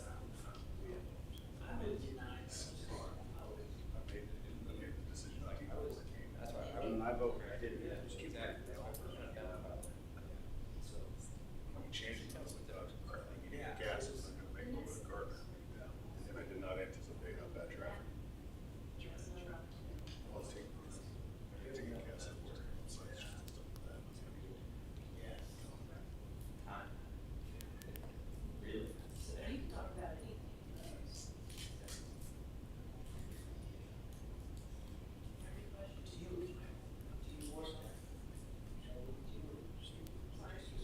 No.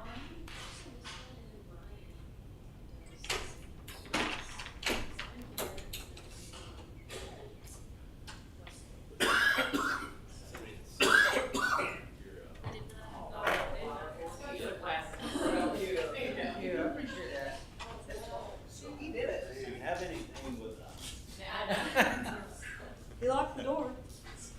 Shame on Dave. Yes.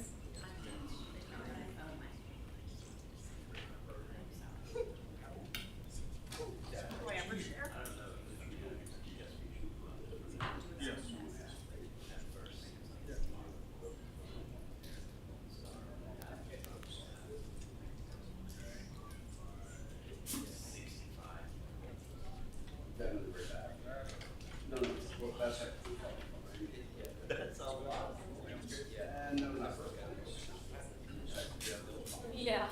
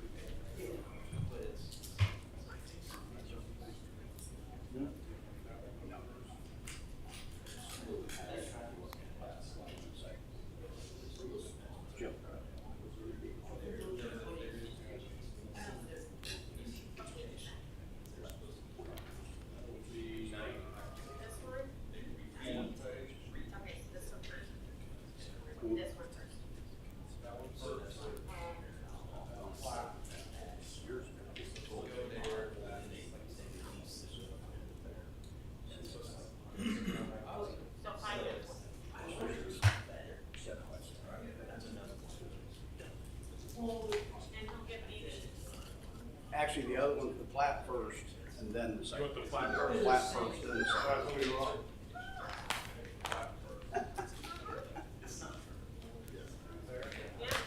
There you go.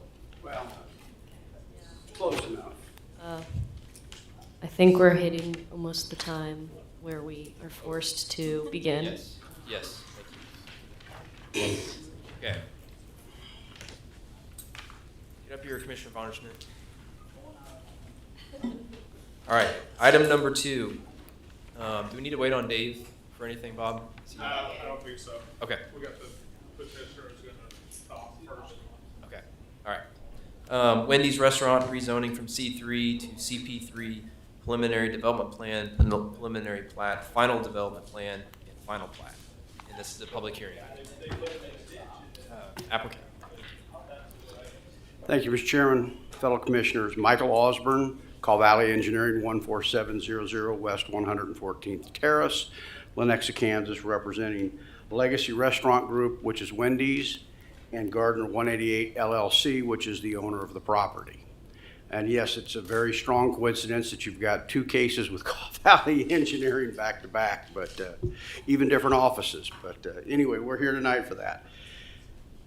The property itself is the roughly 8 acres at the northwest corner of 188th and Gardner Road. Little history on this property. It's currently platted as 2 lots.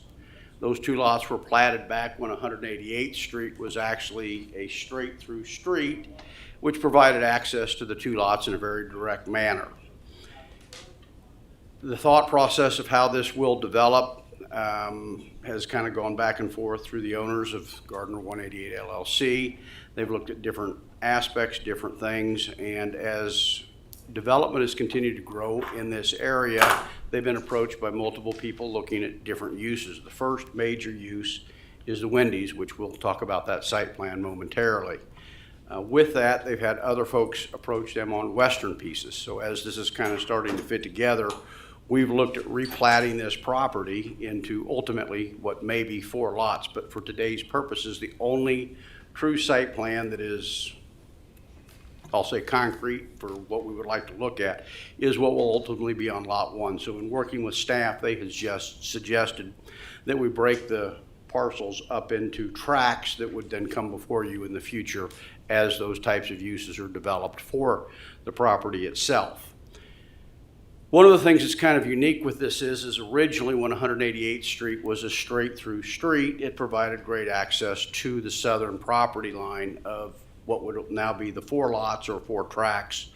But with a reconfiguration, which was kind of put in place to help traffic patterns for the region, it created some very unique access conditions associated with the property and therefore creates the need for basically what is known as Track A.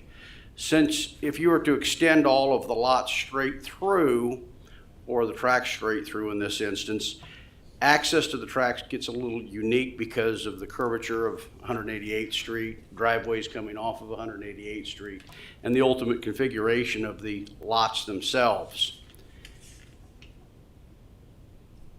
With that being the case, the ultimate site plan, which we'll get to momentarily, provides kind of common access from a somewhat private drive throughout what would be Track A, and I'll get to that again in a moment. But because of that, it really limits the access to the eastern side of the property itself. You have frontage on Gardner Road, and then you have frontage down on 188th Street, but that frontage on 188th Street within Lot 1 is in close proximity to Gardner Road itself, and when you start looking at all of the aspects of the distances associated with connection points to and from intersections and class of intersections, you've effectively eliminated access to Lot 1 with the way the roads have been reconfigured. So it creates a unique condition that we have to kind of work through as to how we can get traffic in and out of the lots. And of course, the most prominent piece of this ground is the hard corner on 188th and Gardner Road. That's the most valuable piece out of this and would generate, in essence, the largest traffic volume user. So now you have a piece of ground that is suited for, I won't say a high traffic user, but a more active traffic user, but effectively has no access to it. And so we've kind of tried to work through how this would come together and what would mitigate or reduce any traffic impacts that might occur as you start looking at how you put this piece together, and yet still provide the opportunity for reasonable traffic flow through the site for the ultimate end user. So if you wouldn't mind putting up the other slide. What we've got here is the Wendy's site development plan. Fast food restaurants are called fast food restaurants for a reason.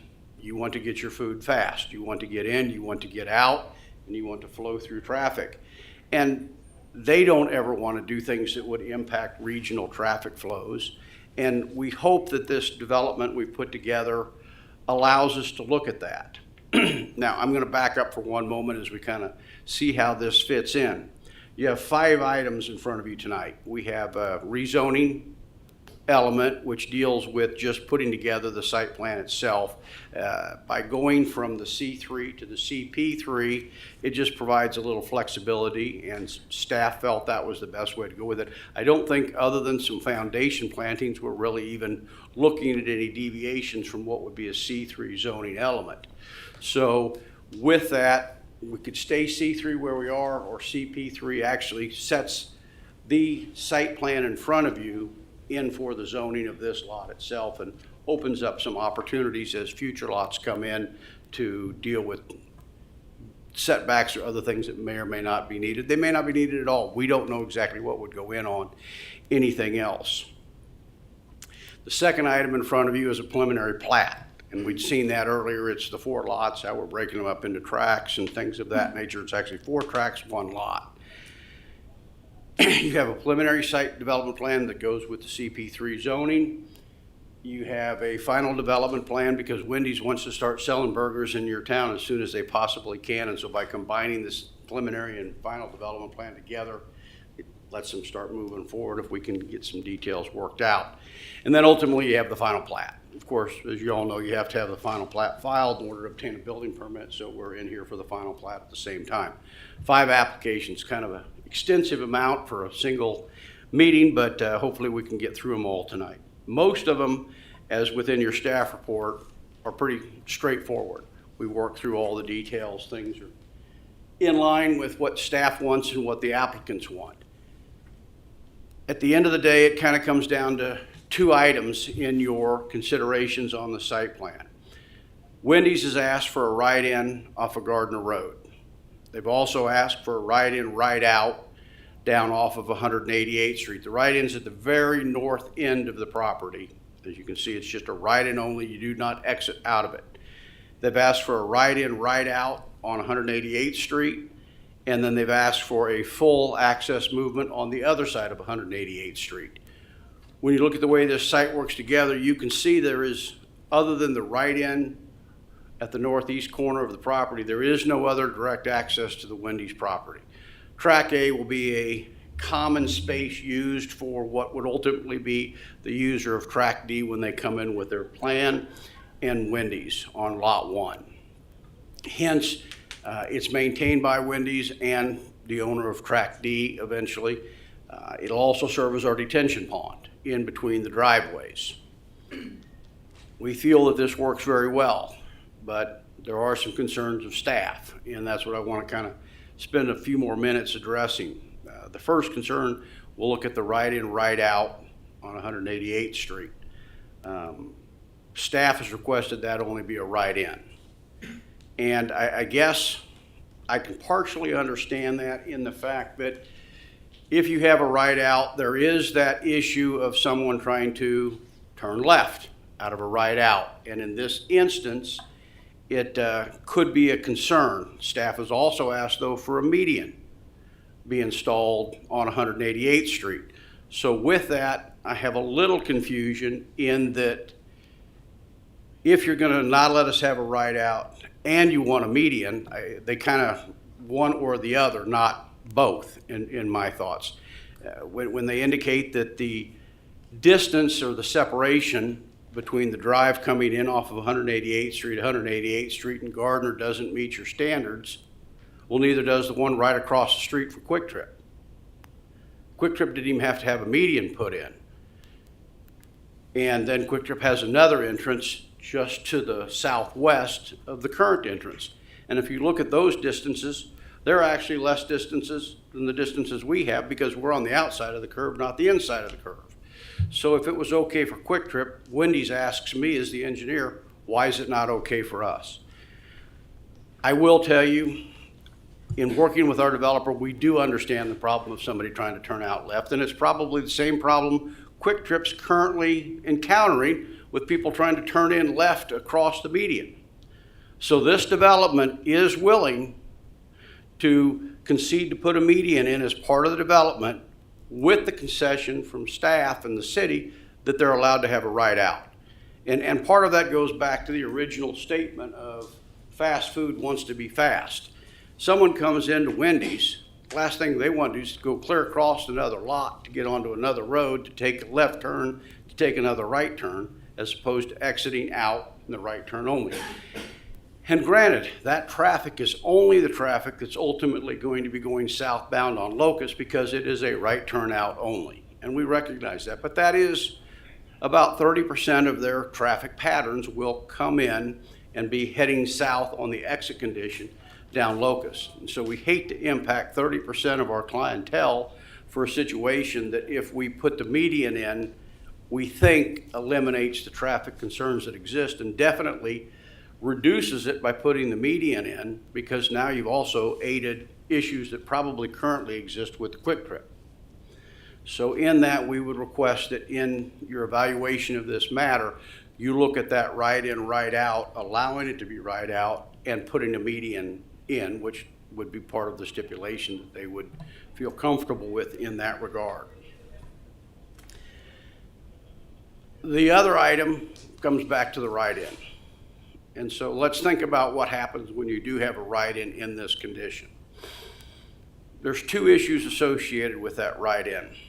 One, it's right at the initiation point of the right turn lane in which you would be exiting and turning right onto 188th Street. If you don't have that right-in, all of that traffic that's coming there is going into that right turn lane anyway, because the only way they're going to enter Wendy's is to go down to 188th, turn right, and come in the right in. So now we've doubled the traffic that's going in the right in off of 188th and increased the traffic load on the right turn. So we talk about how many cars are we really looking at. Our traffic counts that were performed for a traffic study for this site showed that during peak PM hour, that's the largest number in this intersection at the time, you have about 62 cars per hour, 1 per minute, turning right from Gardner Road to 188th Street. The traffic counts during peak for Wendy's coming from the north, they show to be about 25 to 30 cars per hour. So we will add 50% more right turns here, but again, if they don't turn into the Wendy's off of Gardner Road, they're going to go to the intersection and turn right at that time. The next question becomes traffic backup concerns, things of that nature. Again, it's just 1 car every 2 minutes on average. I mean, it'll be not more than the total, but sometimes there'll be 3 per 2 minute periods and maybe 1 per 3 minute period, but on average, 1 per 2 minute period coming in. Does that impact the traffic going into the right turn lane? Because they're just leaving the through lane and going into the right turn lane at that point. Well, effectively, you have the same condition with that patron, whether they turn into Wendy's at the northeast corner or they go into the right turn lane and turn right. They're initiating their slowdown as they enter the taper for the right turn. So whether they go on into the Wendy's or on down, the slowing of traffic that may occur at the intersection will be the same. whether you have the right-in, right-out or the right-in only for Wendy's at the northeast corner or not. So with that, Wendy's requests that you do consider allowing the right-in only. Now, the part I also want to point out is the geometry that's been put together for that right-in looks a little unusual. It's put together that way for a very specific reason, because the largest concern one has with any type of a right-in only is someone choosing to try to go out of it. And that's an area we know at this location, we do not want anybody leaving, because that would be the real impact to Gardner Road, would be somebody leaving that intersection.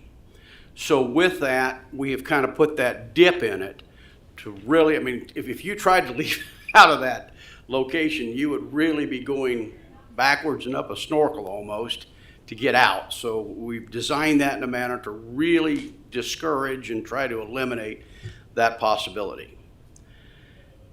With that, the rest of the conditions and stipulations we tend to agree with on this project, both from the site development plan and the final plat elements of it. I think you had two separate conditions. The condition on the second part on the final plat dealt with meeting the conditions on the first part. So if we can adapt those a little bit, then we agree with all of the rest. And with that, I'm here to answer any questions that you may have regarding this project.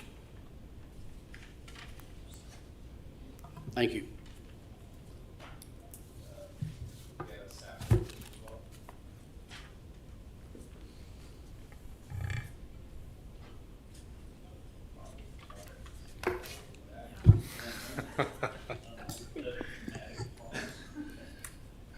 Yeah, well, I'm going to try to go through this pretty quickly.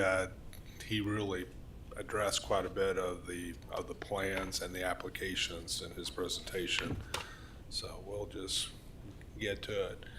As the petitioner already mentioned, this is basically a replat or re-subdivision of already two existing lots from Sheen's Crossing.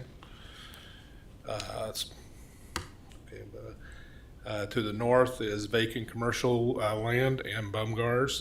To the east is the new Whataburger, and of course to the south is the new Quick Trip.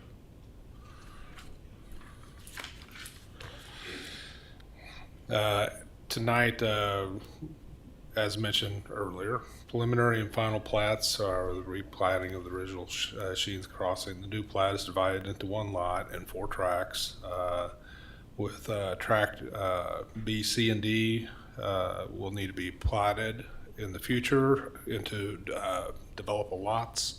Tract A is being utilized as a retention basin. All utilities are available to the site.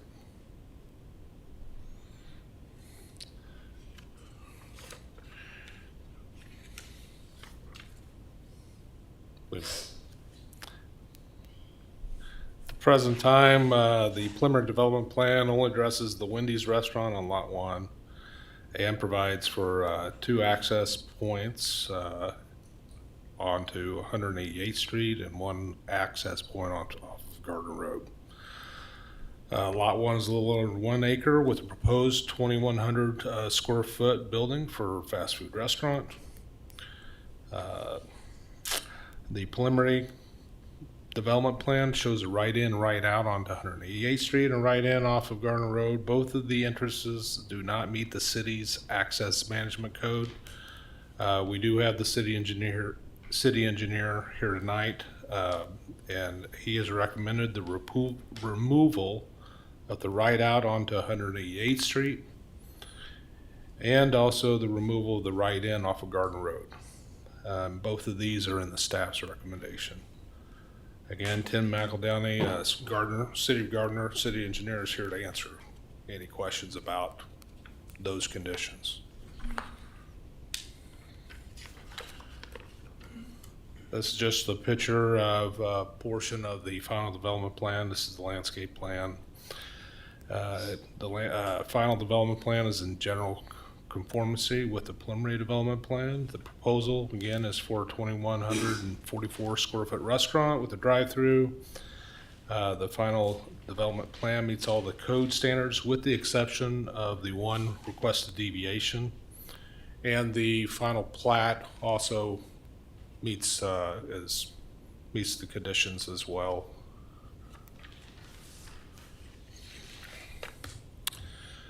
Here's an example of some of the elevations, of course, in case you guys haven't seen them. The building materials are built with this quality materials.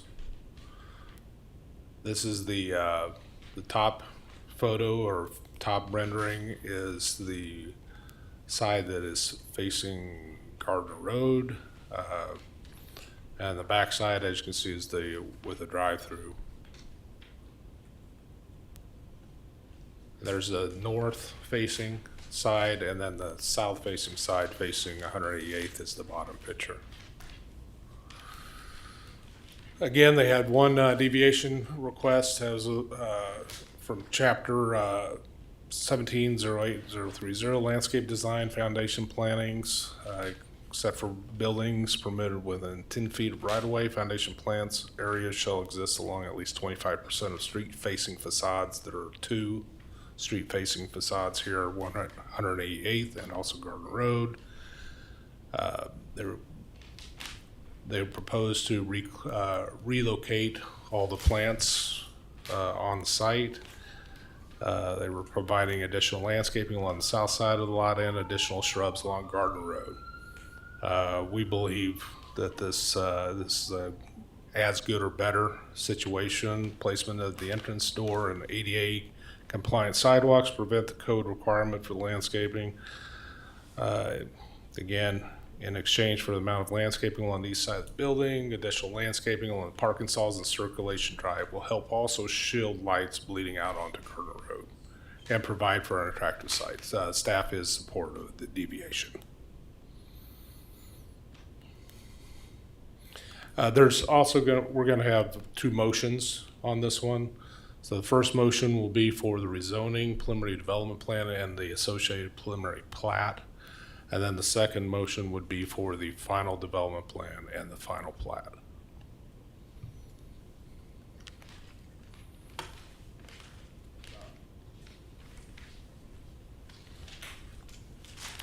I think we have a public hearing we need to open. So same as before. Come forward, state your name and address, and you have 3 minutes as an individual or 7 for a group.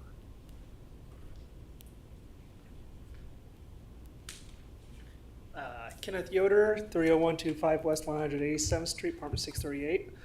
Could I have that picture with the right ins and outs up again? That one, yes, thank you. So my concern is the that median right there on the 187th Street, is that a painted median or is that going to be a raised island type median? Because I know the Quick Trip on Main Street just down the road here has just a painted median, and you're not supposed to turn left going down this way onto it, but a lot of people do that anyway. So if it's just painted, you're still going to have a lot of people cutting in through there anyway.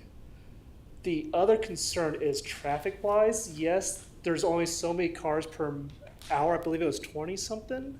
However, a lot of those are semi-trucks. And I know when I leave from the Horizon Trails Apartments down there around 3 o'clock in the afternoon, there's at least 2 or 3 times a week, the semis are backed up all the way to the 187th that goes down towards the apartment complexes, which will also impact some issues there too. Because I know it's usually slow going. I mean, maybe if the street light was modified so that there was a right turn signal when the north-south has a left turn, if there was a right turn added there, so that people know that they can just go ahead and go and not stop first, that might help a little bit too.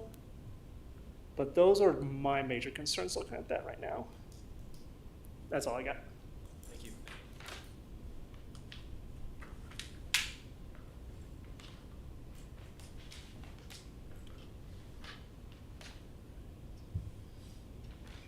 I think that's it. I'll entertain a motion to close the public hearing. So moved. Second. A motion by Commissioner Cooper with a second by Commissioner Berg. All those in favor of closing?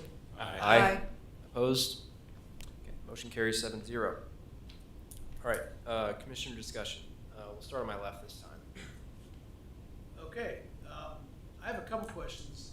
The removal of the right out, I presume, is to prevent traffic from coming out around and then making a U-turn around the island?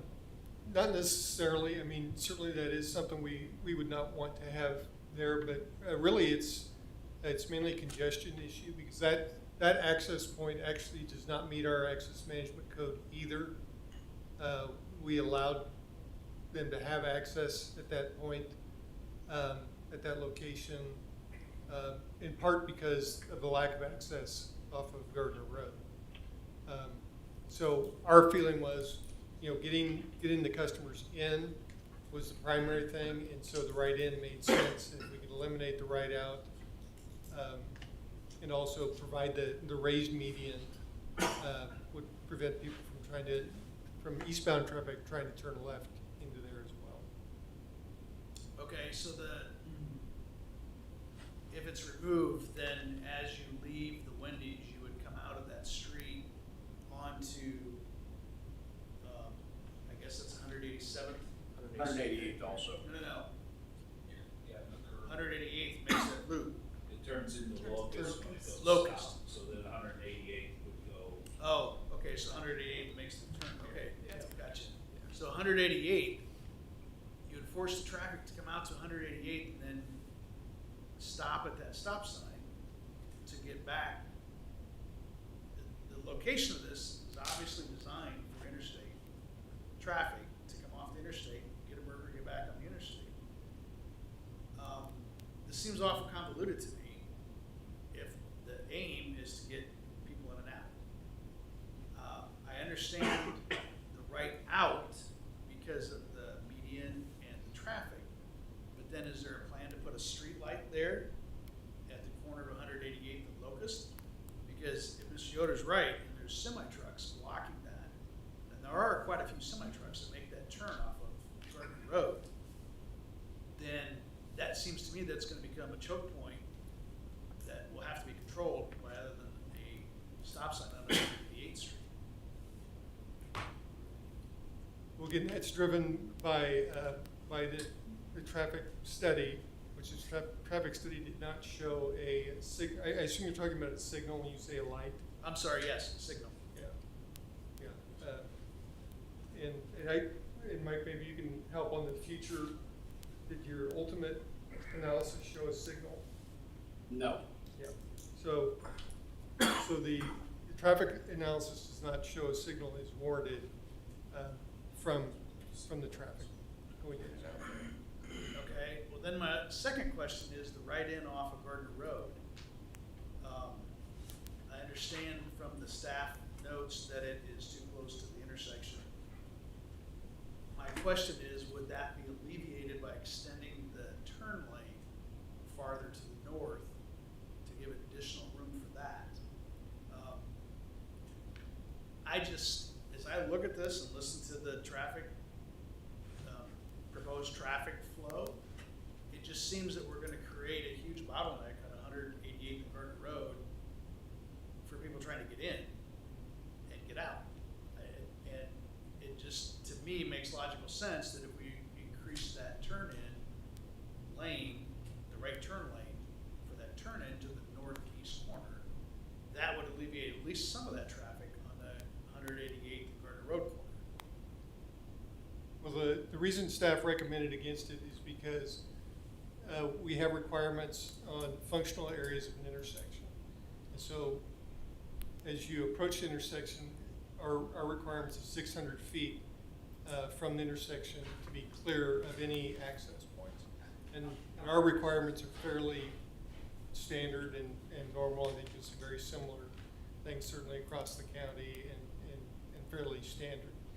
So the reason for us to deny it was, okay, it's within that functional area, which becomes a safety problem and a congestion issue by having that there as well. But wouldn't it be an additional safety problem if you don't have that right in and now you have the 36 cars per minute or per hour going through there, plus an additional 20-something, because now you'll fill up that right turn lane going onto 188th Street, and it will block the right-hand lane of Gardner Road. Not 100% sure I understand the question, but I mean, so there's a southbound right turn lane currently on Gardner Road. Okay, I'm talking about the right end And so, to the farther north of that. So if you don't have that right end going into there on the northeast corner, and all you have is the 2 lanes of Gardner Road going south, and the right turn lane going 188th Street, and now you increase the traffic for the customers going into Wendy's off of Gardner Road, isn't that going to create just as big of an issue when they fill up that right turn lane and then block the number 1 lane on Gardner Road? well, I'm not following when you're saying blocking. So as the traffic increases for the customers going to Wendy's, Right, they'll have a free flow into Wendy's. if they have the right turn in off Gardner Road, they would. No, off 188. They'll have a free flow right turn on But they 188. won't. They won't have a free flow because you'll have all the traffic coming across Gardner Road and coming from the south. So it'll stop to allow the traffic to flow from those 2 directions. And when that happens, what I'm saying is, when that happens, the southbound traffic that wants to turn could potentially block the right turn lane. And because it wouldn't be long enough, it would then also block the number 1 lane of Gardner Road. So to me, the logic says if we have the turn in, we alleviate that extra traffic, that would bind up the traffic on 188th Street. I'm going to clarify because I think I know where you're talking, because that's why you were talking about the idea of taking that dedicated right-hand turn lane that's in existence today and extending it further north. Correct. Is to increase the stacking that could occur Correct. on that. Correct. So that's what he's kind of talking about. So if you looked at that and said, okay, that right-hand turn lane gets expanded or gets extended to the north another 100 feet, let's just say, I'm just making that up, then that would accommodate the stacking. So I think that's where Commissioner Berg's coming from on this. Now, Right, and it can be designed to handle whatever stacking is expected to go through there. Well, the only reason that I wonder about this, the only reason that I'm in favor of this right turn in, is because in the next 2 years, Gardner Road's going to become a nightmare as they build that bridge. Well, And and again, from us, our adding access onto Gardner Road makes that work, in my opinion. So one other thing I think worth mentioning here, so when the Orchland's developed in its Baumgart's now, so that road, that's a private road that goes in on the south side of that building. We have made them provide a cross-access agreement to the property to the south. So the property between Baumgart's and the Wendy's, with the intent being that, okay, southbound traffic could exit there and still access across to what is now being proposed as a Wendy's. So granted, there's nothing there today, but ultimately the plan is to have access, additional access on Gardner Road to the north. So Commissioner Berg, there's compounding issues, right? Mhm. So if the right lane, and I don't want to talk about the access point first, I want to talk about the right lane first. The right lane, extending it to the north, then we also have to be concerned about spacing distances from that existing private drive. So there's some elements there as to how much stacking could you get by extending that. And what the city engineer is talking about is that Wendy's, whether it's Wendy's or whoever in that corner, that traffic coming from the north at the rate that they've talked about, when that cross access is established from the Baumgartner's private drive down through there, a lot of that traffic would take the right turn at that 187th private street entrance, use the private access or the shared access then to come in on the back side, if you will, okay? Because what's required of this development is going to be cross-access going north, not on the Wendy's lot, but probably between the next two lots that are over to the west of this. But then you'd require Wendy's to reconfigure their parking lot to No. allow for that? No, their lot would not be touched at all. What I'm saying is the cross-access is gonna be west of the Wendy's lot Okay. on either split amongst the two next lots or somewhere in that mix as the development comes about. Okay. And that's where the shared access road would come down then from the north.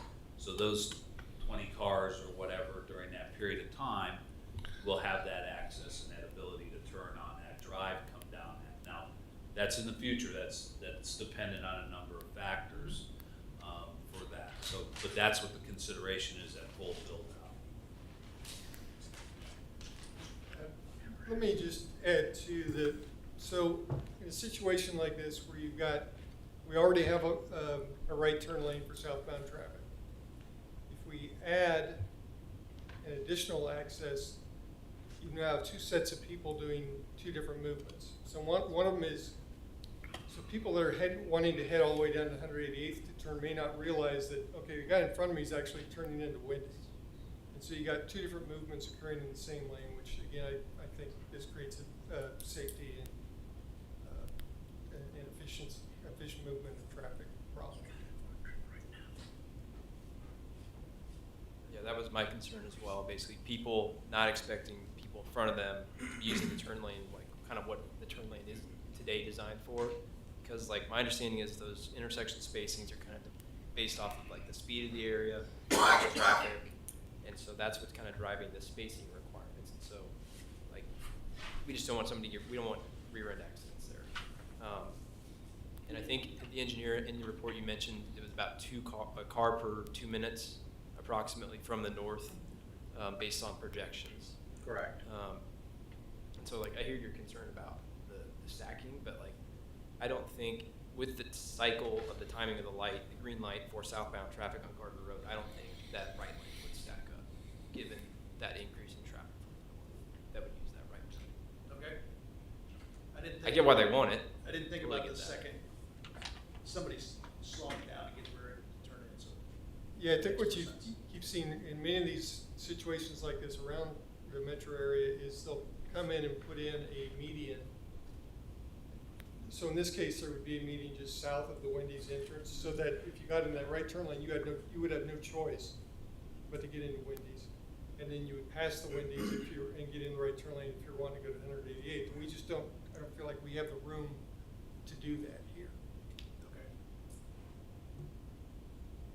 So the idea is to make those exiting, assuming this right out were to set, make those exiting U-turn around the median to get back to Gardner Road. Yeah, we're talking about the right end right now.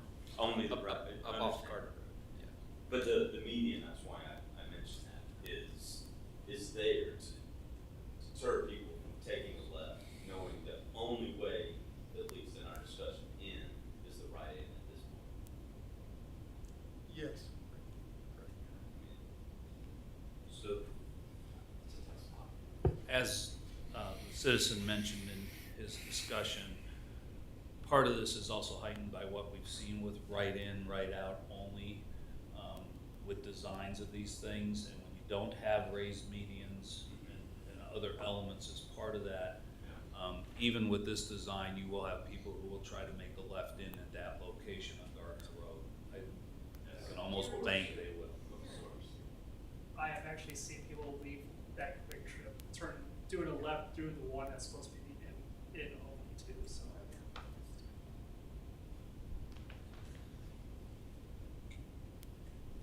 Okay, that's all the question I have for now. Okay, so this is a practical question. I think that area is a mess, traffic-wise. So if you go, let's say you go follow Gardner Road, turn right, going south, and then turn right again to go into Wendy's, and you come out, you have to turn right, according to this, correct? Or is there gonna be another access to turn? So the way it's shown on the plan, if you came out that same way, right, in the plan, you would have to go right, okay? If there was a raised median or some other component to it. What the city engineer is suggesting that that would not be a right out there, it would only be a right in. And so the traffic would have to go down that private drive further west to the far end of your drawing that's on the screen there, and then would come out of that by making a left there, then would hit the intersection where the curve is, and then go out that way. So that's where the city engineer's second comment comes from, about not having that right out at that access point. Okay. Okay. So even if the right out was there, traffic going back to the interstate or getting back to Gardner Road would still have to go west, all the way west. Right, and come because back there's to no where way, it is. there's no way to turn around, right.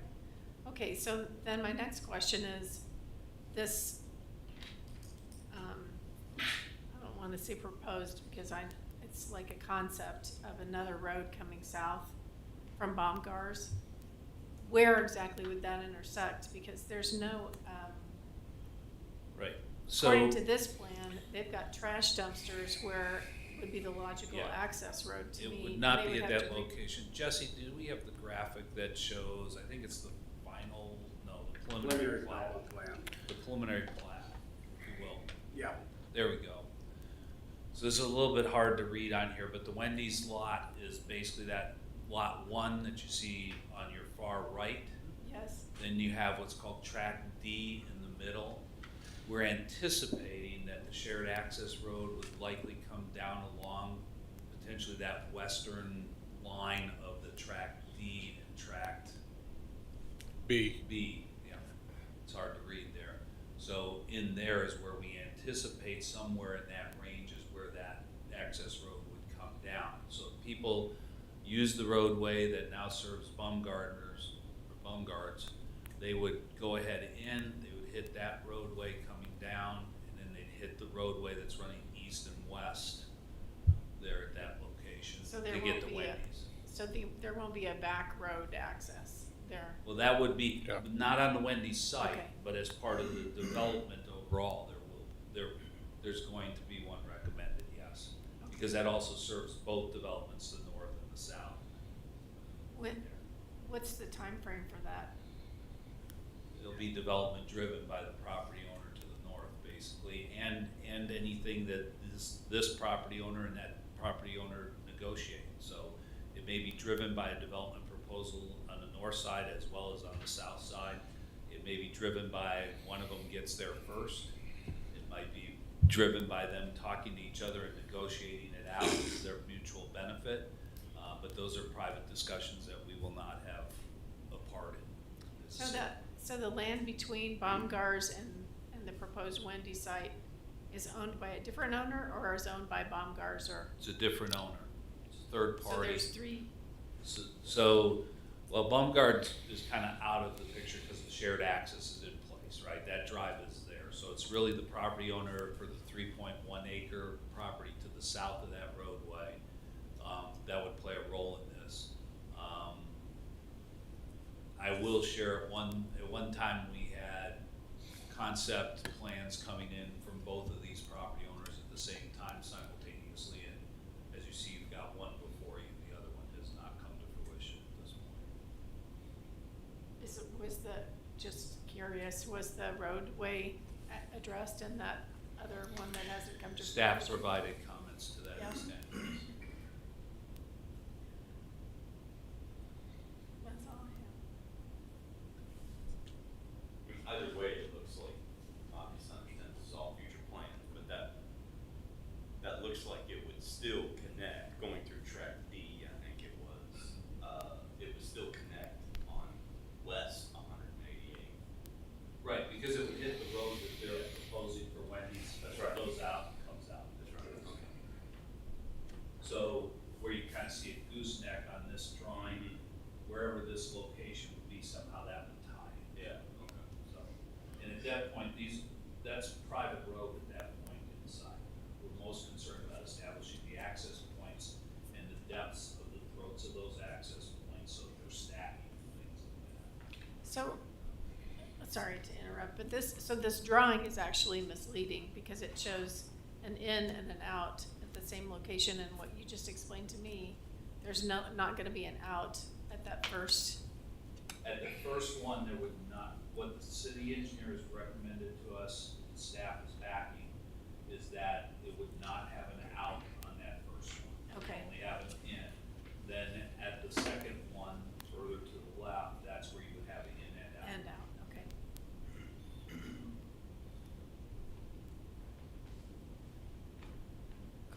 So I'm gonna just kind of go on with what Commissioner Cooper's saying here regarding the various access points. Why would you even have another? And why would you want to do just this right in when you've got a full-on access directly to the west? It's really not that far away. I don't know if everyone did a site drive, but it's really not that far away. Why not just have that one single full access point and be done with it? And then you don't have to worry about conflicting with Quick Trip. You don't got to worry about building a meeting. You don't got to worry about somebody deciding to make their own way into the Wendy's. I mean, you've got the full access. It's there. It's safe. It's city standards. Like it meets the checks. Right. Why? So, and I'm gonna, if I put words in your mouth, just I will. stop me or whatever, yeah. Okay. So what you're referring to would be that the only access point would be the one that's on the furthest left. Correct. On this The drawing. west. There should not be any other access Correct. point whatsoever. That's correct. Okay. Again, what you're seeing here is driven by the application of the developer. The city's willing to allow that right in only, even though it does not, I think Tim was saying this earlier, does not meet the access requirements either. And I think part of that is, when you do look at this, any fast food restaurant will tell you, not just this one, we go through it with all the other ones that have gone in this area, right? The biggest concern is getting the traffic in there. They want the people to get there as quickly and as conveniently as possible. Coming out, they won't tell you this, but they really don't care if they don't get out. I agree. Yeah. No, I get it. What they care about is getting them into the site, making sure that the site can accommodate them. They buy their stuff, they have a great experience. If getting out is the problem, that's usually not that big a concern. But as a citizen group overseeing safety and correct and good planning, correct. A good planning practice is only having the one full access to the west. And that's what I would say good planning. Right, and you're certainly welcome to do that as part of the discussion. You could make the conditions stronger than what we've talked about if that's the desire of the commission. Okay. As a recommendation. Great. And then just one other question regarding the designated parking spaces for delivery and pickup. Which ones are those on the map? Curious. They are. So you see where the two handicap spaces are? I do. Okay, so all the other spaces that are in that line are dedicated to pickup, delivery, kind of ordering. So there's 6, I believe it was 6. Maggie and I were talking about it. I believe they are. I think we want the applicants to clarify. Okay. That was just the thought. Hi, Tony Granillo. Yeah, it would be the 3 spots down here on the, I should say delivery on the south side of the prototype here in the building is where we have those spots. And usually we're required to do that with Wendy's corporate. And then we're looking at usually at 8 spots just for workers alone, right? For our kitchen staff, managers and all that. So on top of the 6 to 8 spots we need for workers, we'd have the 3 delivery spots on the south side. So you're saying there'd be only 3 that would be signed for that? Correct. And that's just usually with all the. Yeah, I thought there were 6, so, okay. So is this a drive-through only? This one is not a drive-through only. We're starting to go more towards the prototypes of smaller square footage. We do have a lobby in there with about 30, 35 seats for folks, but so no, it's not a drive-through only. But with the recent, we have a lot of Grubhub, Uber Eats and everything. We started designating just 3 spots to accommodate for workers, for the deliveries. So the development proposals, what's happening is the fast food industry is making adaptations for a lot of the online ordering and the multiple ways that people are now getting their food from fast food restaurants, not just drive through and sit down like it traditionally was. Our code does not specifically call out, we have a maximum number of parking spaces we allow, but it doesn't really address the whole delivery, takeout, Grubhub kind of scenario. Those are not really built into our codes. Very few codes. We checked with a couple other cities, looked at their codes. Those maximums and things do not take into account that type of traffic. So as we were looking at it, one of the important things for us was to make sure that if they were going to exceed the maximum number of spaces that we would allow, that those spaces are appropriately identified and marked so that they're only used for that activity, and that they're dedicated solely to that. Because we're sitting there going, we really haven't got a regulation that tells us, oh, you're allowed 3 of these or you're allowed 5 of these, and our maximum number does not really incorporate this type of activity. So we want to, as a staff, we felt it was important to say, okay, you're exceeding our max, but because you have these dedicated spots, we're okay with that. So there's seating for 30-some people inside, right? Yeah, just How many staff? usually about eight staff. 8 It's pretty staff typical. members and 30-some people, then if it's fully staffed and it's busy, then there's not enough parking. I agree with that. We would love to put a little bit more parking in there as well, and we can definitely accommodate that if that is a requirement y'all want. But yeah, completely agree.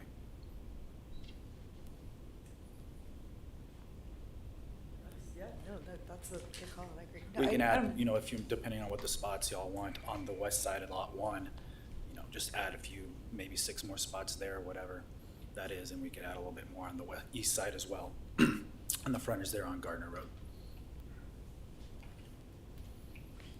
Good call. How would that affect the drainage and the runoff calculations with that additional Be okay. impervious area? Be okay. Be okay. We'd ran that before with those spots in there, and then we removed them to meet the or try to meet the standards as close as possible by removing some spots. Oh, so you had more spots? We had more spots there, basically on the west side there between the dumpster and those. We had spots there, and then also on the east side below those, probably 8 spots there on South Gardner Road. We had more going all the way down.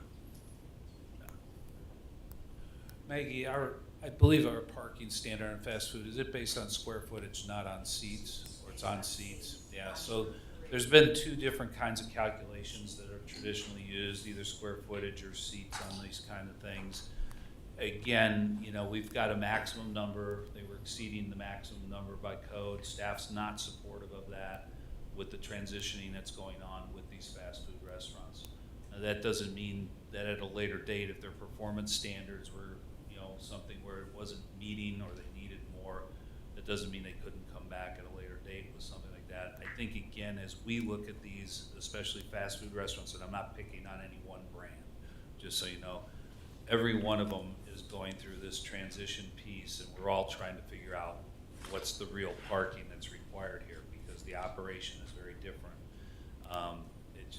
It's one of those things. We're seeing it with the way Chipotle handles things versus Starbucks versus everybody else. And when they get into shared scenarios, sometimes there's shared parking agreements that work to add that parking, and that may be something that we can look at with the track to the west too as an option if this one's not performing quite right. But those are dependencies that we don't want to necessarily put into place at this point. We want to try to consider this application kind of separate, but understand its context. So, what would be the downside of additional parking there along the west, like between the parking and the dumpsters now? We'd have to look at the open space requirement and make sure they're still meeting the open space requirement. We would want to double check all the stormwater calculations and make sure stormwater is being addressed appropriately on this. I think there was still a little bit of discussion on stormwater that was going on with Public Works and the applicant as we move forward there. So those would be the items that we'd want to primarily be looking at. Again, circulation. I'm not quite as worried about circulation on here. You've already got to circle the restaurant, you know, as it is, to do some things there. So I think those would be the two things, or the open space landscaping and then the stormwater are probably the two biggest issues. That's not to say they can't be addressed. It's just to say that's what we would want to look at closer.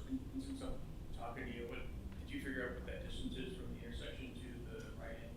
Go back to the aerial there real quick, Jesse.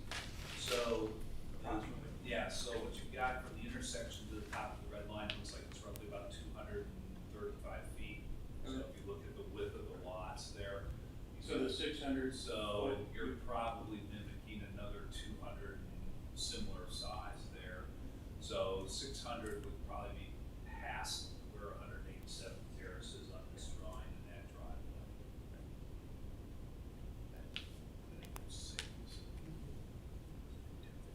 And that's also, when you look at the block framework and that part of that's because of the matching drives and some other stuff that's going on. I have another question about runoff. Can you tell us what all you looked at as far as runoff and sewer? Because we got to the north and the west of you a little bit, it's pretty wet. And so I was wondering if you took that into consideration, if you could talk to us a little bit about that. Well, there's two factors in the storm drainage associated with all 8 acres, basically. Lot 1 and tract B, I'm sorry, D. We renumbered them a couple different times, but the lot directly west of Lot 1 can drain, and there's adequate space within tract A with the pond, even in a developed out restaurant type condition projected for what is tract D. The pond is of adequate size, or can be of adequate size to handle that. The 2 lots to the west actually drain to the northwest. And so those lots will have to ultimately deal with their own stormwater runoff and detention associated therewith. The pond allocated within tract A only accounts for lot 1 and tract D. But again, the matter in front of you tonight with regards to the primary element of stormwater only deals with lot 1. But we have accounted within the pond for what we project to be the probable development of tract D. Is that? Yeah, I just know it's kind of wet over there, so.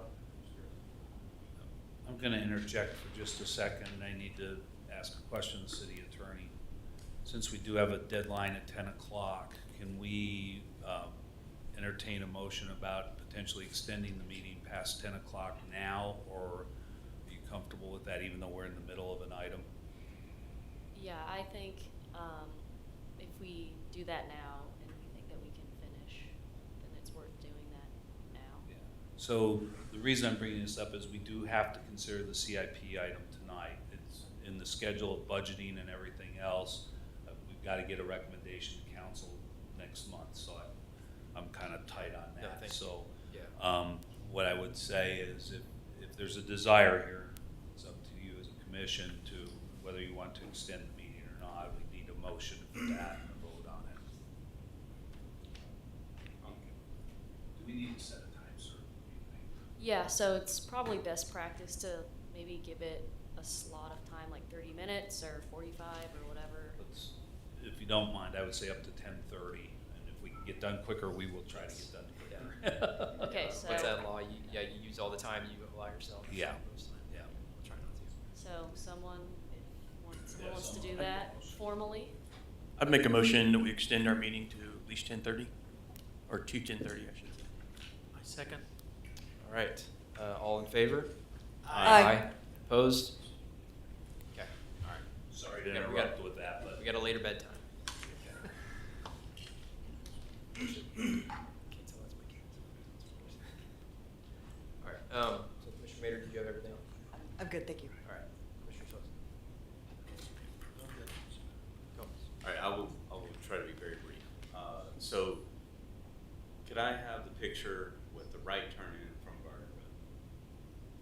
And the question is related to, and I think the city engineer referenced this, but what is the key concern about not having that, or not recommending that right in Gardner Road? that's question one. Maybe the other one is more of a general question. If the right turn in and right turn out on 188 was completely eliminated, would it make sense, and or could there be a discussion about the right turn in from Gardner Road? Well, again, I think our preference would, I mean, if we got two places, one of the two that is not meeting our criteria, the place to do it is on 188th, not on Gardner Road. Yeah. And again, Gardner Road has a lot of traffic on it, I think 11,000 vehicles a day, and that's just gonna keep going up. And so the concern of safety, again, we got that 600-foot area where, you know, when you get close to intersections, there's just a lot going on. People are having to make a lot of different decisions on what they're doing. And the idea being, okay, if we can eliminate decisions, which in this case is eliminating the decision to turn right into Wendy's, that's a reason for not allowing it. And I think you probably just hit the nail on the head, at least for me. The big concern is it is very close to an intersection. I mean, whereas you look up at Baumgart, and I understand it's a different section of road, but there are two right turn-ins from Gardner Road. But those drivers are not nearing the intersection. I mean, it's the intersection what causes the concern about the driver's thought process. Yes, for sure. And it's also fairly close to the Baumgart's intersection as well. I think it's only a couple hundred feet to there. So it's just a very congested area. Yeah. Okay, I don't have any other questions. Thank you. Schubert, or Fonderschmidt, sorry. I mean, most of my questions have been answered. I'm just, if we put too many stipulations and don't allow enough traffic in there, then we're going to reduce the reason for them to come and open business there. That's one of my concerns. So I think we need to we need to balance traffic safety and making sure we have business growth in town. And I would just comment, and you may want to take a look around. I mean, if you look around the city, there are lots of places that don't have as good as access as Wendy's will have here. And obviously Wendy's will have to make a decision, you know, whether the access is good enough for them or not. But you go up to 151st Street, a lot of different locations. You know, there's Culver's up there. I mean, you have to really drive out of your way almost to get to a lot of places. And again, that's up to those businesses to decide if that's appropriate for them or not. I think the thing that I look at when it comes to that traffic pattern is if we eliminate the right out at going on to 188th Street, and if we just eliminate that whole thing completely and make it go to the farther west entrance, as you're coming up to it from the south, it looks like, where do I go? How do I get there? There's no obvious way. So then you're either requiring Wendy's to put signage up that says, Wendy's entrance, come this way. Something. Wasn't that Because the there's no monument? obvious way. That's monuments. There's a monument sign over there But by that intersection. how far is the monument from the intersection? 10 feet. No. You're talking Gardner Road. The monument is at the apex of Tract A. It's from Gardner Road is what I'm saying. 'Cause that's where the traffic that doesn't know how to get into it is gonna be.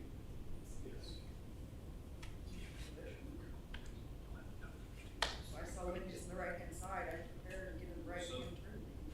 So I'm just gonna indicate too that our code does allow on each street frontage, they could have a monument sign on each of the street frontages. They're not necessarily showing that in this development plan, but I believe that is something that would be allowed by our code, correct, Bob? Yeah. He said yes.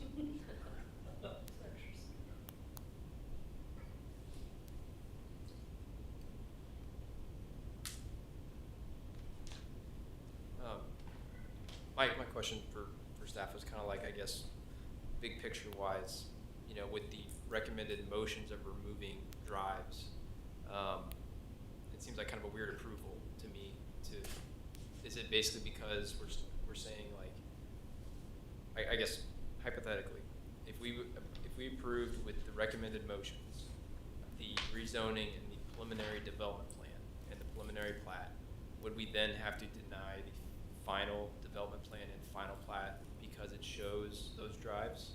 Like, how would that work? No, essentially what we do at final, and Bob can clarify, but I think at final, what you would do is we would alter the motion to accommodate accordingly. So we would say, you know, it has to meet the requirements of the preliminary development plan, and we'd probably cite a condition on the access points at that point.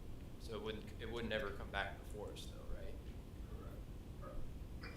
You could also, the other situation is you could move forward with your recommendation on the preliminary development plan and table the final plan to your next meeting. At that point, you'd know what the city council has done with it at that point. Because it would just be tabled, they would not have to reapply, they don't have to go through a whole nother process or anything like that, they're just sitting to wait on that. Yeah. So that's another option that you could have. Yeah. Yeah, and during that time, that could allow them to make the changes depending on what is going on with the council, the governing body. Okay. So yeah, I'd say like my kind of general thought process, like I agree with not allowing the right in off of Gardner Road, but I kind of like logically kind of agree with Vader about like, well, if we're denying there based on spacing, logically we should also not allow the other one. But then, you know, Commissioner Berg has a good point about, you know, we still want to be reasonable about access here. Is that unreasonable not allowing the right in there? I don't know. Because it isn't the right term. But Let me just add, because I probably wasn't clear on this. So the 600 feet on Gardner Road, that applies as you approach an intersection on an arterial. Yes. So a collector, others, the number shrinks.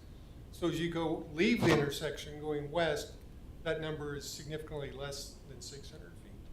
For a collector, it's only about 200 feet. So you could actually, I mean, in my mind, 188th is an arterial, but it's somewhat functioning as a collector.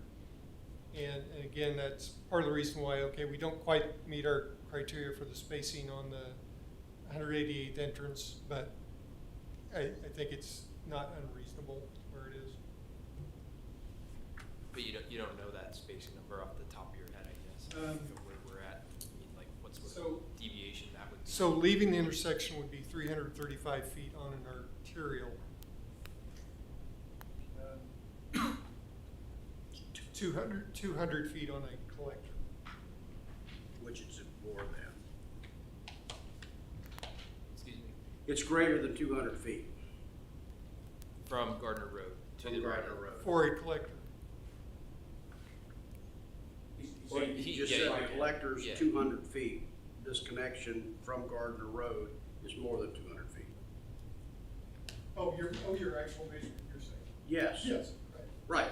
So with that stipulation or item, it meets the distance. It meets the criteria for a collector, yes. But it's considered. Right. So I guess that's where I didn't bring it up. If it's okay. That's fine. Yeah. I didn't bring it up because I didn't want to get into argumentative states, but your distances for spacing is 200 feet. And this is greater than 200 feet from Gardner. So therefore, I guess I'm a little confused as to why it's not meeting the spacing requirement. I'll just clarify it. 188th Street is classified as an arterial. What the city engineer is saying is if you looked at it as a collector, you could get to 200 feet. Okay, so it is classified as an arterial, which would require the 335 to be met. That's where the staff comment is coming from because of that classification.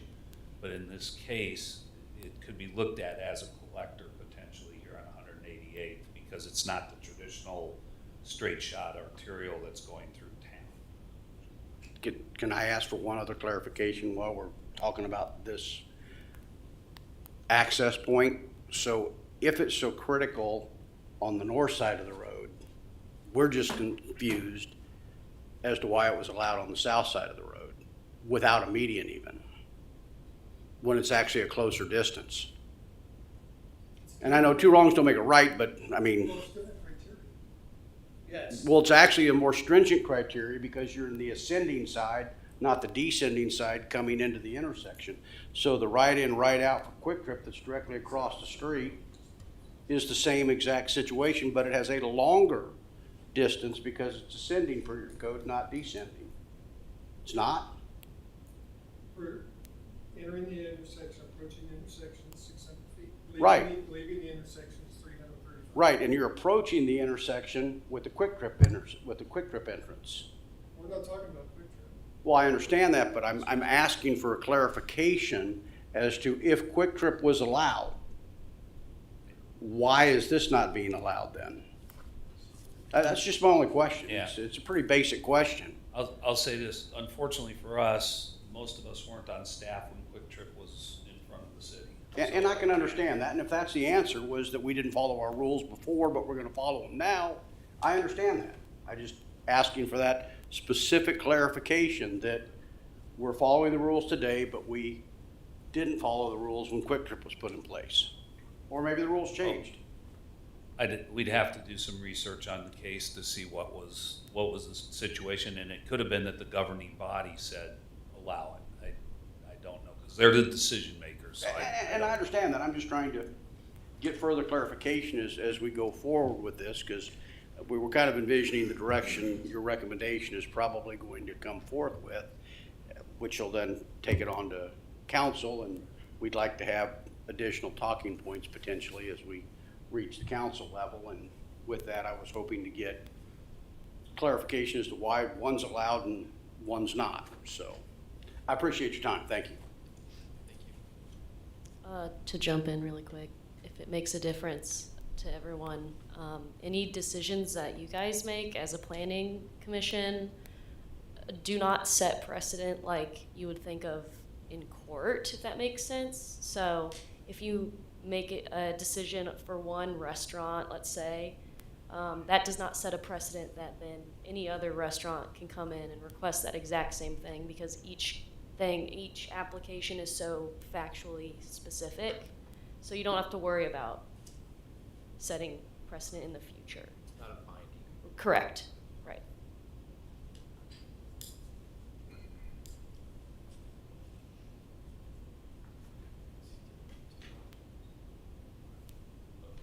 Yes, we got.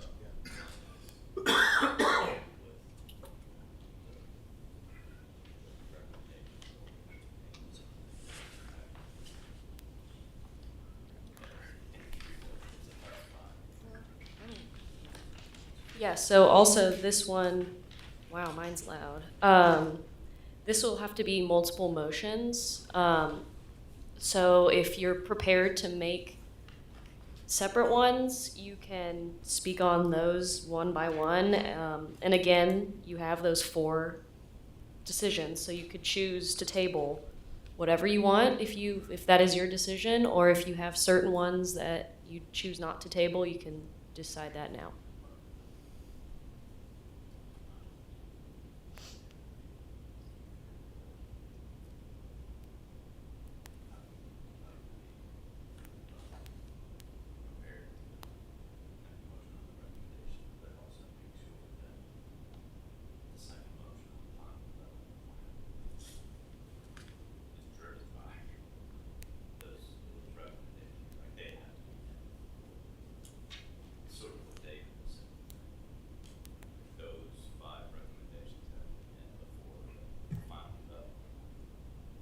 Correct. So, Jesse, can you shift this over to the recommendation, the first recommendation?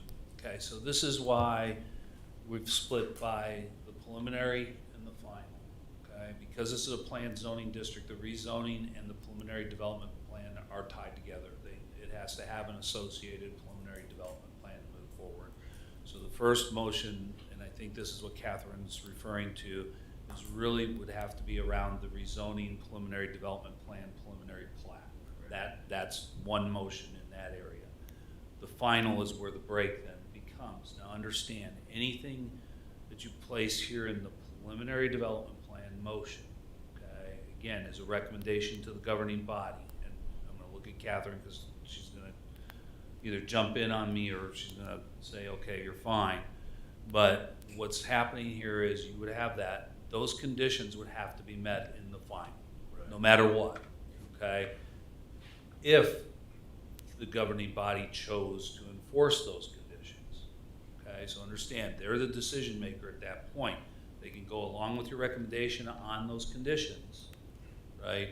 But then they could still, in their deliberation, in their consideration of the item, they could say, you know what, we disagree with the planning commission and the staff recommendation. We want to remove condition number whatever, okay?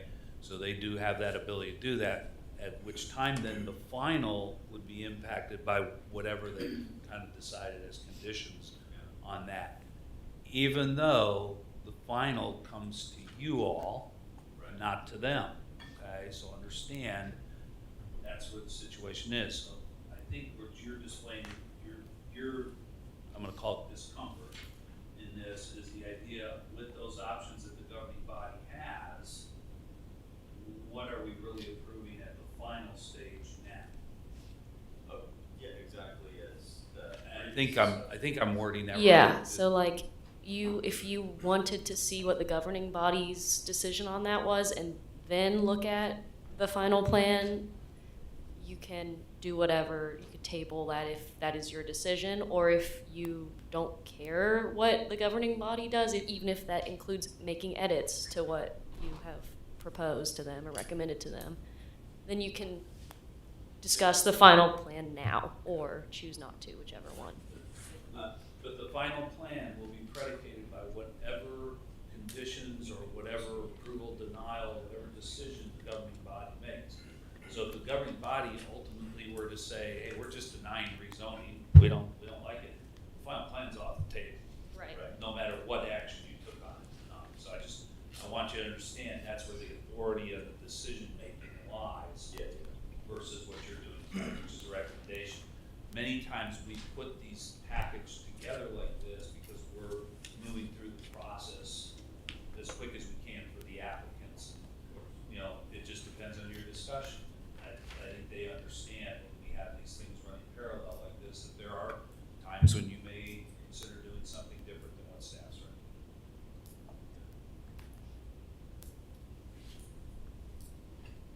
So along the staff recommendation, doing something different, I think, didn't we already discuss number 3 and come up with a different number for the market zones? Yes, we probably would need to make a change that there are 3 there. Was that correct? Right. 3 stalls marked for delivery instead of 6, right? Correct. So yeah, that would be a change. If you choose to approve that with a condition, you'd have to make that clear. Yeah, I just wanted to make sure that was fair. And then I feel like that we still have a lot of differences between us on number 2. As far as, I think most of us all agree that we're okay with the right in off of Gardner Road, staying at 02. Or did some of us still want that one? Right, but then the second right in off of 188, I still think it's okay to be there. The right in. Some of us The don't. right in only. Yeah. Right, not the right out. So it sounds like you're let me recap that. So what you're considering is making a motion. I'm just gonna say it. I'm gonna use you because you brought it up, whether it's you or somebody else, don't matter. So what you were saying here is that there seems to be one in condition number 3. We would definitely want to edit that from 6 to 3.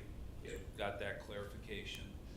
Then on item number 2, what I'm hearing is that there's agreement that it would stay as written, essentially allowing the right in but not the right out.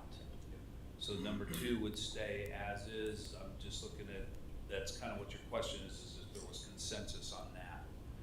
And then item 1, I'm hearing right now, it seemed like most people were saying stay with 1. I mean, essentially, I believe what we just discussed said approved as is, except for item number 3, change it from 6 to 3. And that's what Yeah. that's what I was wondering, because I know that's what you were kind of hunting for, to see what the consensus looked like.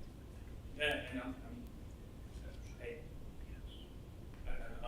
sold on the median either. I mean, if we're gonna, I feel like if it's only a right in, we No. need the median then. No, we need the median. If it was a right out, if we're taking away their right out, then why do they need the median? We need a median. Again, it's just based on what we've seen, Fred, go back to. Go back to the, Yeah, so, because so this goes back to the citizen comment about what's there today, which I believe that's pink, isn't it? That's a stripe area. Yeah. So one of the concerns there would be cross traffic that tries to shortcut and go straight across between the Quick Trip Drive and this drive. So you want the right end to be designed in a manner that you're trying to prevent that from occurring, but. right. Yeah, it's bigger than just Wendy's. Right, so that's where the median comes into play, is to prevent people from shooting straight across. Can I make a comment on that? So if that improvement is for the benefit of the city against the Quick Trip property, is this developer, are they supposed to pay for that, or is that gonna be your comment?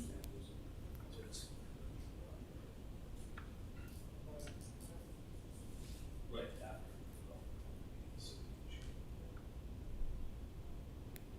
So typically, and that's just clarifying with the engineer, if this were approved without the median and the occurrence occurred, it would be on the city's dime to do that. If we've identified the problem prior to that, then we could require the developer to put that median in.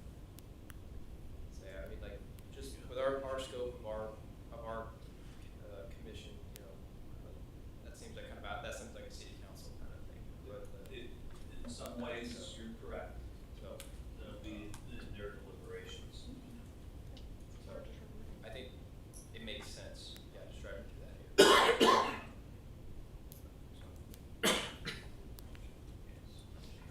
Can I ask? I mean, Sure. Yeah. thank you. Last time I promised I'll get up again. You're again contemplating eliminating the right out, requiring a median, and the comment behind that is so someone wouldn't take a left turn to come in to a right-in only condition. And I understand the comment, but if they were coming up the street from the south, which is where this person would be, in all likelihood, they're gonna go take the left turn and go in the back way off of the west portion of 188th, not try to come up and then turn back left very often. I mean, the amount of occurrences that would take that to happen versus the ones that are currently happening for Quick Trip, you're basically causing this developer to spend in excess of $20,000 to fix a problem Quick Trip has if you eliminate their right out.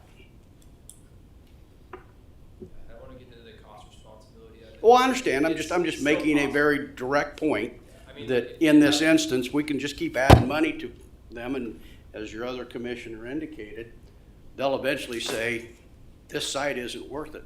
Access doesn't make sense. We're not coming here. You're not getting a Wendy's. I mean, if you keep piling on enough elements to a small development, which a Wendy's is, you're eventually gonna hit a point that they'll hit their squeal point and they'll say, we've had enough. We're not gonna go on. Now, I understand where you're going with this and I appreciate what you feel you need to do on it, but I just think it's important to understand asking people to do things that really aren't their problem just keeps adding cost to a project that's not very large to start with. So, thank you. I'm prepared to make a motion. I'll make a motion. Can I make one? By all means, please. Just so, it's not solely Quick Trip's issue, I think. If I was coming from the south, Wendy's is in my direct sight, coming up that road from the south, I would think, you know, that's kind of a direct path. Whether people are supposed to do it or not, it's already. I could also make a comment that Locust Street is about 40 miles an hour, and that side street Sorry, that goes Nate. off. Oh, sorry. Okay. I'll make a motion for approval. Staff recommends approval of the request to rezone 7 point, excuse me. I'm gonna stop. Planning Commission. You're making the motion for the Planning Commission, so, yeah, you're good. When you say staff recommends, that's not actually what you did. So if you just simply wanted to, you could say Planning Commission recommends instead of staff. Yes, I'm sorry. And I think I stopped at a time that we don't have. Yeah, you can Okay, just good, yeah. restart. But I did get the red card. Yeah, yes. Twice in a row. Red card. Yeah, you're good, you're good. Thank you. Planning Commission recommends approval of the request to rezone 7.58 acres from C3 heavy commercial district to CP3 planned heavy commercial district with the associated preliminary development plan and preliminary plat and deviation related to the foundation planting subject to the following conditions as listed in the staff report 1 through 5, with the exception of number 3, identifying signage and pavement shall be installed at 3 of the proposed parking stalls.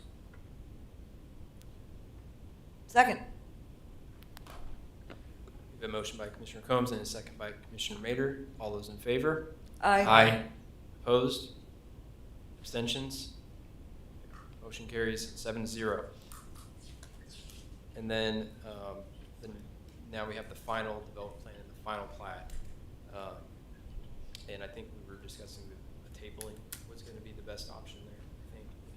It's, the options before you is you can make a motion, just like you would any other motion, you can do that. Or you could choose to table it to your next planning commission meeting in light of the preliminary development plan and pending decision by the governing body. I think that's, I'm looking at Catherine again, just to make sure. Yeah, so you have the options listed on here, and the distinguishing factor is this would be all of your guys' call on this one. What was previously discussed was a recommendation, so this one ends with you. So if you want to approve it now, you can, or you can choose any of the other options listed on here.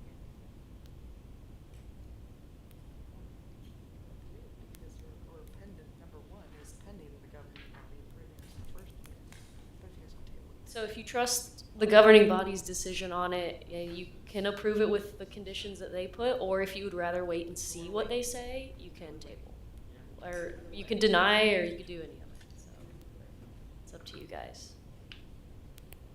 So if you're to table this, I just want you to know the timeline roughly. So the preliminary plan rezoning is going to go to the governing body for June 16th. Okay, so they'll be there. Our next planning commission is June 23rd. Is that correct, Maggie? Anybody? June 23rd, is that our next planning commission meeting? Let's confirm. I don't know what they're doing. I'm just looking for somebody to tell me. Yes. Yes. Okay, thank you. Correct. So June 23rd, so you'd be talking, you would have this back in front of you 1 week after the city council decision. So that would be the time delay ramification for your consideration of the final. It would be 1 week essentially.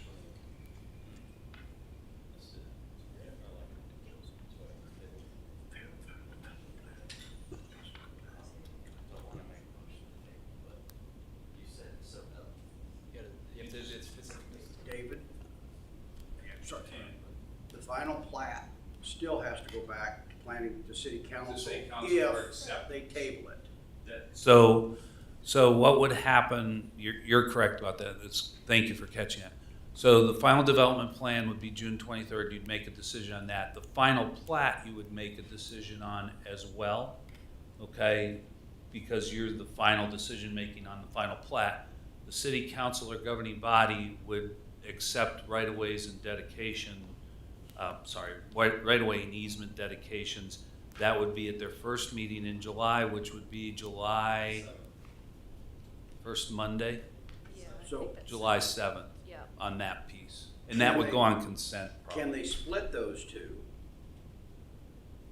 For the plat. for the plat? I mean, we're talking almost a long delay than Catherine, filed. I want to, they could potentially, if the plat's meeting all the technical requirements for a legal plat, there's really no issue on that. The thing we would have to catch though is if the governing body chose to deny this at preliminary, of course the final plat approval would be subject to governing body anyway. Right. So I think we could do, there's a potential here that you could do 2 motions on this. You could do one on the final development plan where you wanted to table it to June 23rd. you could go ahead and recommend approval for the final plat, because the plat, again, is really just dividing the land and creating the legal descriptions, the lot and block descriptions for the property. And the parcels all meet the technical requirements of the subdivision code, so that should not be an issue here. So you could do this in two motions, one on the plat, one on the development plan, where you table one and move on the other.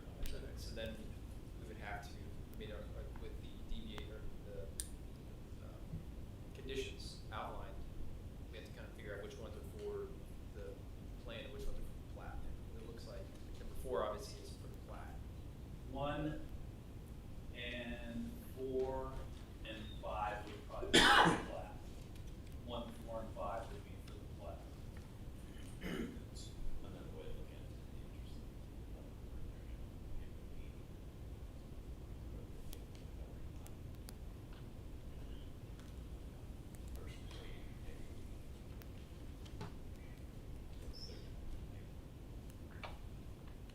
But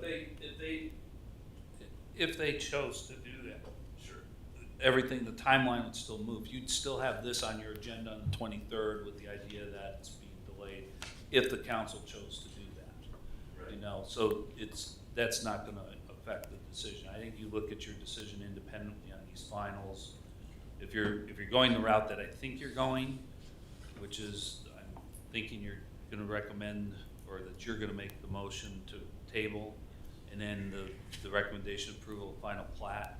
If you go that route, that timeline will be impacted, whatever the council decides. If they decide to table the rezoning because they want to take more information into account, they may send it back to you and say, hey, we want you to look at this closer. They may do that with direction. That would push these other items either way. So are we, if we did table it, are we splitting it? Well, I think you could split it because, again, the plat, all that's happening with the plat is you're creating lots and blocks for legal description purposes, and you're meeting the technical requirements of our subdivision code, which is what the final plat does. Okay? It has nothing to do with the access points and all the other stuff, unless we were to put some kind of note on the plat, which right now is not on there. So effectively, we would be recommending approval of the plat. For the final plat. You would actually be making a motion to approve the plat. You guys are making that decision. Let's do the plan first, and then I'll help you with the plat. Just to confuse everyone a little more, so pause. I have been informed that in the past there has been an addition of a condition that the plat gets looked over again by or the plan.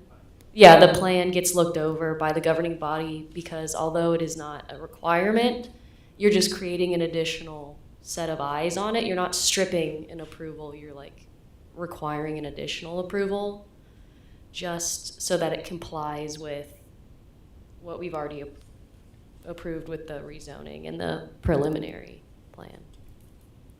We're looking at the wording of the code and we're just trying to cover bases. If that makes sense. Governing body, I think in the code too, at the table, governing bodies, the appeals for the final. Is that what you're referring to? Or are you referring to another part of code that talks to, what section are you looking at? We are looking at. It's table, I think it's table 5.2 that indicates, or 7.2 that indicates that the governing bodies, the appeals on final plat, or final plan, I'm sorry. I know, that's on. Which is different than just having, if they want to see. Mm-hmm. They are the appeals, yeah. Yeah, so the governing body, they could add a condition that says, and I think we've had that in other cases, that says we want to look at the final plan. Right.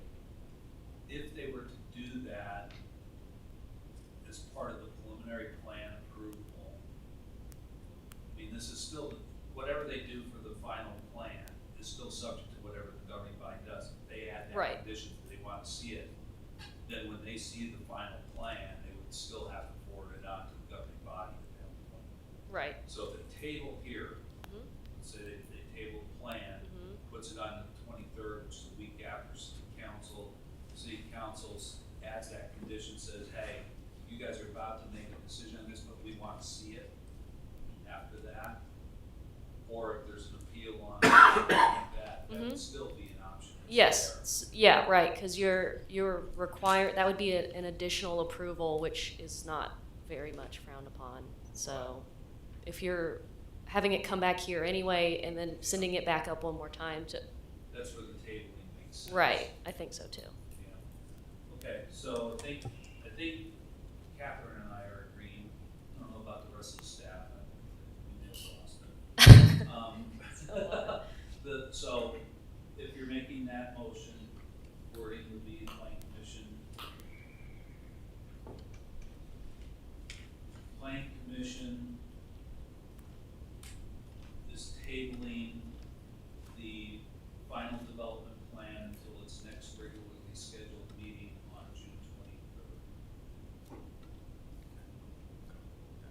23rd. I'll make a motion that the planning commission table the final development plan until the city council meeting, or I'm sorry, until our next meeting on June the 23rd. Second. Motion by Combs, second by Cooper. All those in favor? Aye. Opposed? Okay, motion carries 7-0. And then the final plat. And the final plat, in light of the staff recommendation that's in front, a motion or a potential motion could be the planning commission approves of the final plat, or approves the final plat, subject to condition 1, 4, and 5. I believe that would be right, correct? Yeah, is that right? Yeah, I'm double checking that those are the ones we mentioned earlier were the applicable ones for the plat. 1, 4, and 5. So we need a motion for that. Okay, I can make that one. So the planning commission, I want to make a motion that the planning commission would approve the final plat, provided the following conditions are met, numbers 1, 4, and 5, as listed in the staff recommendation. Second. All right, we have a motion by Commissioner Vonderschmidt and a sec by Commissioner Souza. All those in favor? Aye. Opposed? Abstentions? Motion carries 7-0. All right. 10:23. So we still have, do we need to have another motion to extend this CIP item? See what I can do. If you can do it, let's do Oh, it. we can do it. 7 Everybody thinks I talk too long. See what I can do in 7 minutes. Crank this out. We'll give it a shot. If it's looking like you need discussion to go beyond it, great. Need to get to my presentation. Okay, so agenda item number 3, the Capital Improvement Program Conformance Review. This is an annual activity for the Planning Commission. Your job tonight is merely to make a recommendation as to whether the capital improvements program as presented is in compliance or in conformance, I will say, with the comprehensive plan. So with that in mind, this is kind of, I'm going to call it a housekeeping item, but annually you'll see this. By statute 12748, this is an activity that links the capital improvement program to the comprehensive plan. The Planning Commission, you're not here to debate the funding, you're not here to debate that. It's more about, are these projects in line with our land use plan and our growth plans within the community? So you're looking for that kind of conformance. What this does is it does tie our planning documents to budgetary tools, so it's a way to implement the actual plan, and then it also helps to tie the public investments to our long-range goals. Very quickly, the comprehensive plan, there's chapter 12 to it. It's called the capital improvement element, the CIE. Don't get that confused with the CIP. The CIE looks out 20 years plus. It's a laundry list of items and potential projects that are out there based on the land use plan. Capital improvement program is kind of an intermediate type of tool. It's a 5-year outlook, and these are projects that are, I'm going to call them eminent. And then you have your capital budget, which each year then looks at the projects that are listed in the capital improvement and schedules those. There's three primary goals of the comprehensive plan that we look at when we're looking at the CIP. One is the high quality, dependable public services and facilities. Second is maintain safe and efficient transportation network. And the third is to support growth. The CIP has several key components, and I'm saying this for our finance director because this is what he focuses on. It's a way to identify needs that may be very immediate, determine the costs for those things, and then prioritize how we spend that money and how we can accomplish and deal with those needs. So he'll develop financing strategies around those things. So when it comes to the CIP, and you were given the project sheets as part of your packet, so you had a lot of individual sheets there. I'm just using some of these as examples. When we look at the comprehensive goal or the plan goal of high quality, dependable public services and facilities, you can see there's a list in front of you here on the screen about a number of these projects. You might notice the focus really on recreational facilities. There is a real push to upgrade playground equipment, gain better accessibility, looking at turfing baseball and softball fields for extended use for tournaments and other things on a regional scale beyond our local use. So those are elements, again, that are reinvestments a lot into facilities and services that we have in place, but try to make those improvements to keep them operational moving forward and enhance what they're offering as far as programmatic abilities. The second one, safe and efficient transportation network, I will tell you this set of items continues to grow. Transportation and traffic, as you noted tonight with the two issues we were dealing with, huge issue in this community as we continue to grow. And there are a lot of issues out there having to do with our arterial roadways. We are looking at a number of things with KDOT projects. In fact, our three major bridges are all under consideration right now. If you think about Gardner Road, which is the furthest one along, that project will hopefully be let in June, and then they'll start construction shortly thereafter, hopefully, with that bridge replacement. They are in design on the Moonlight Road bridge replacement, and then US 56 or 175th and I-35, that interchange right now is in preliminary planning and design. They're looking at alternative ways to reconfigure that. So transportation is becoming a huge issue within the community and moving traffic around. So you're seeing a reflection here of the arterial program and other functions that have to do with our network.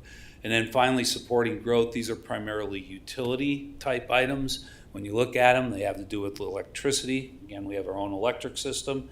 So one of the benefits we get is to have those capital improvements as well as the water and sewer capital improvements. So a number of investments are being made there or recommended for being made in the next 5 years regarding each of those types of utilities. So with that, my presentation is done.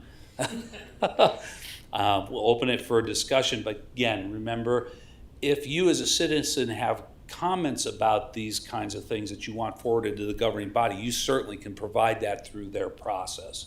At this point, acting in the role of planning commission, we're really just looking, are these the kinds of projects that are supporting the growth patterns and the goals that are within the comprehensive plan? So that's where we're at. Okay, before we go to discussion, Did it hit 10:30? does somebody want to make a motion for an extension of time with a specific amount in mind?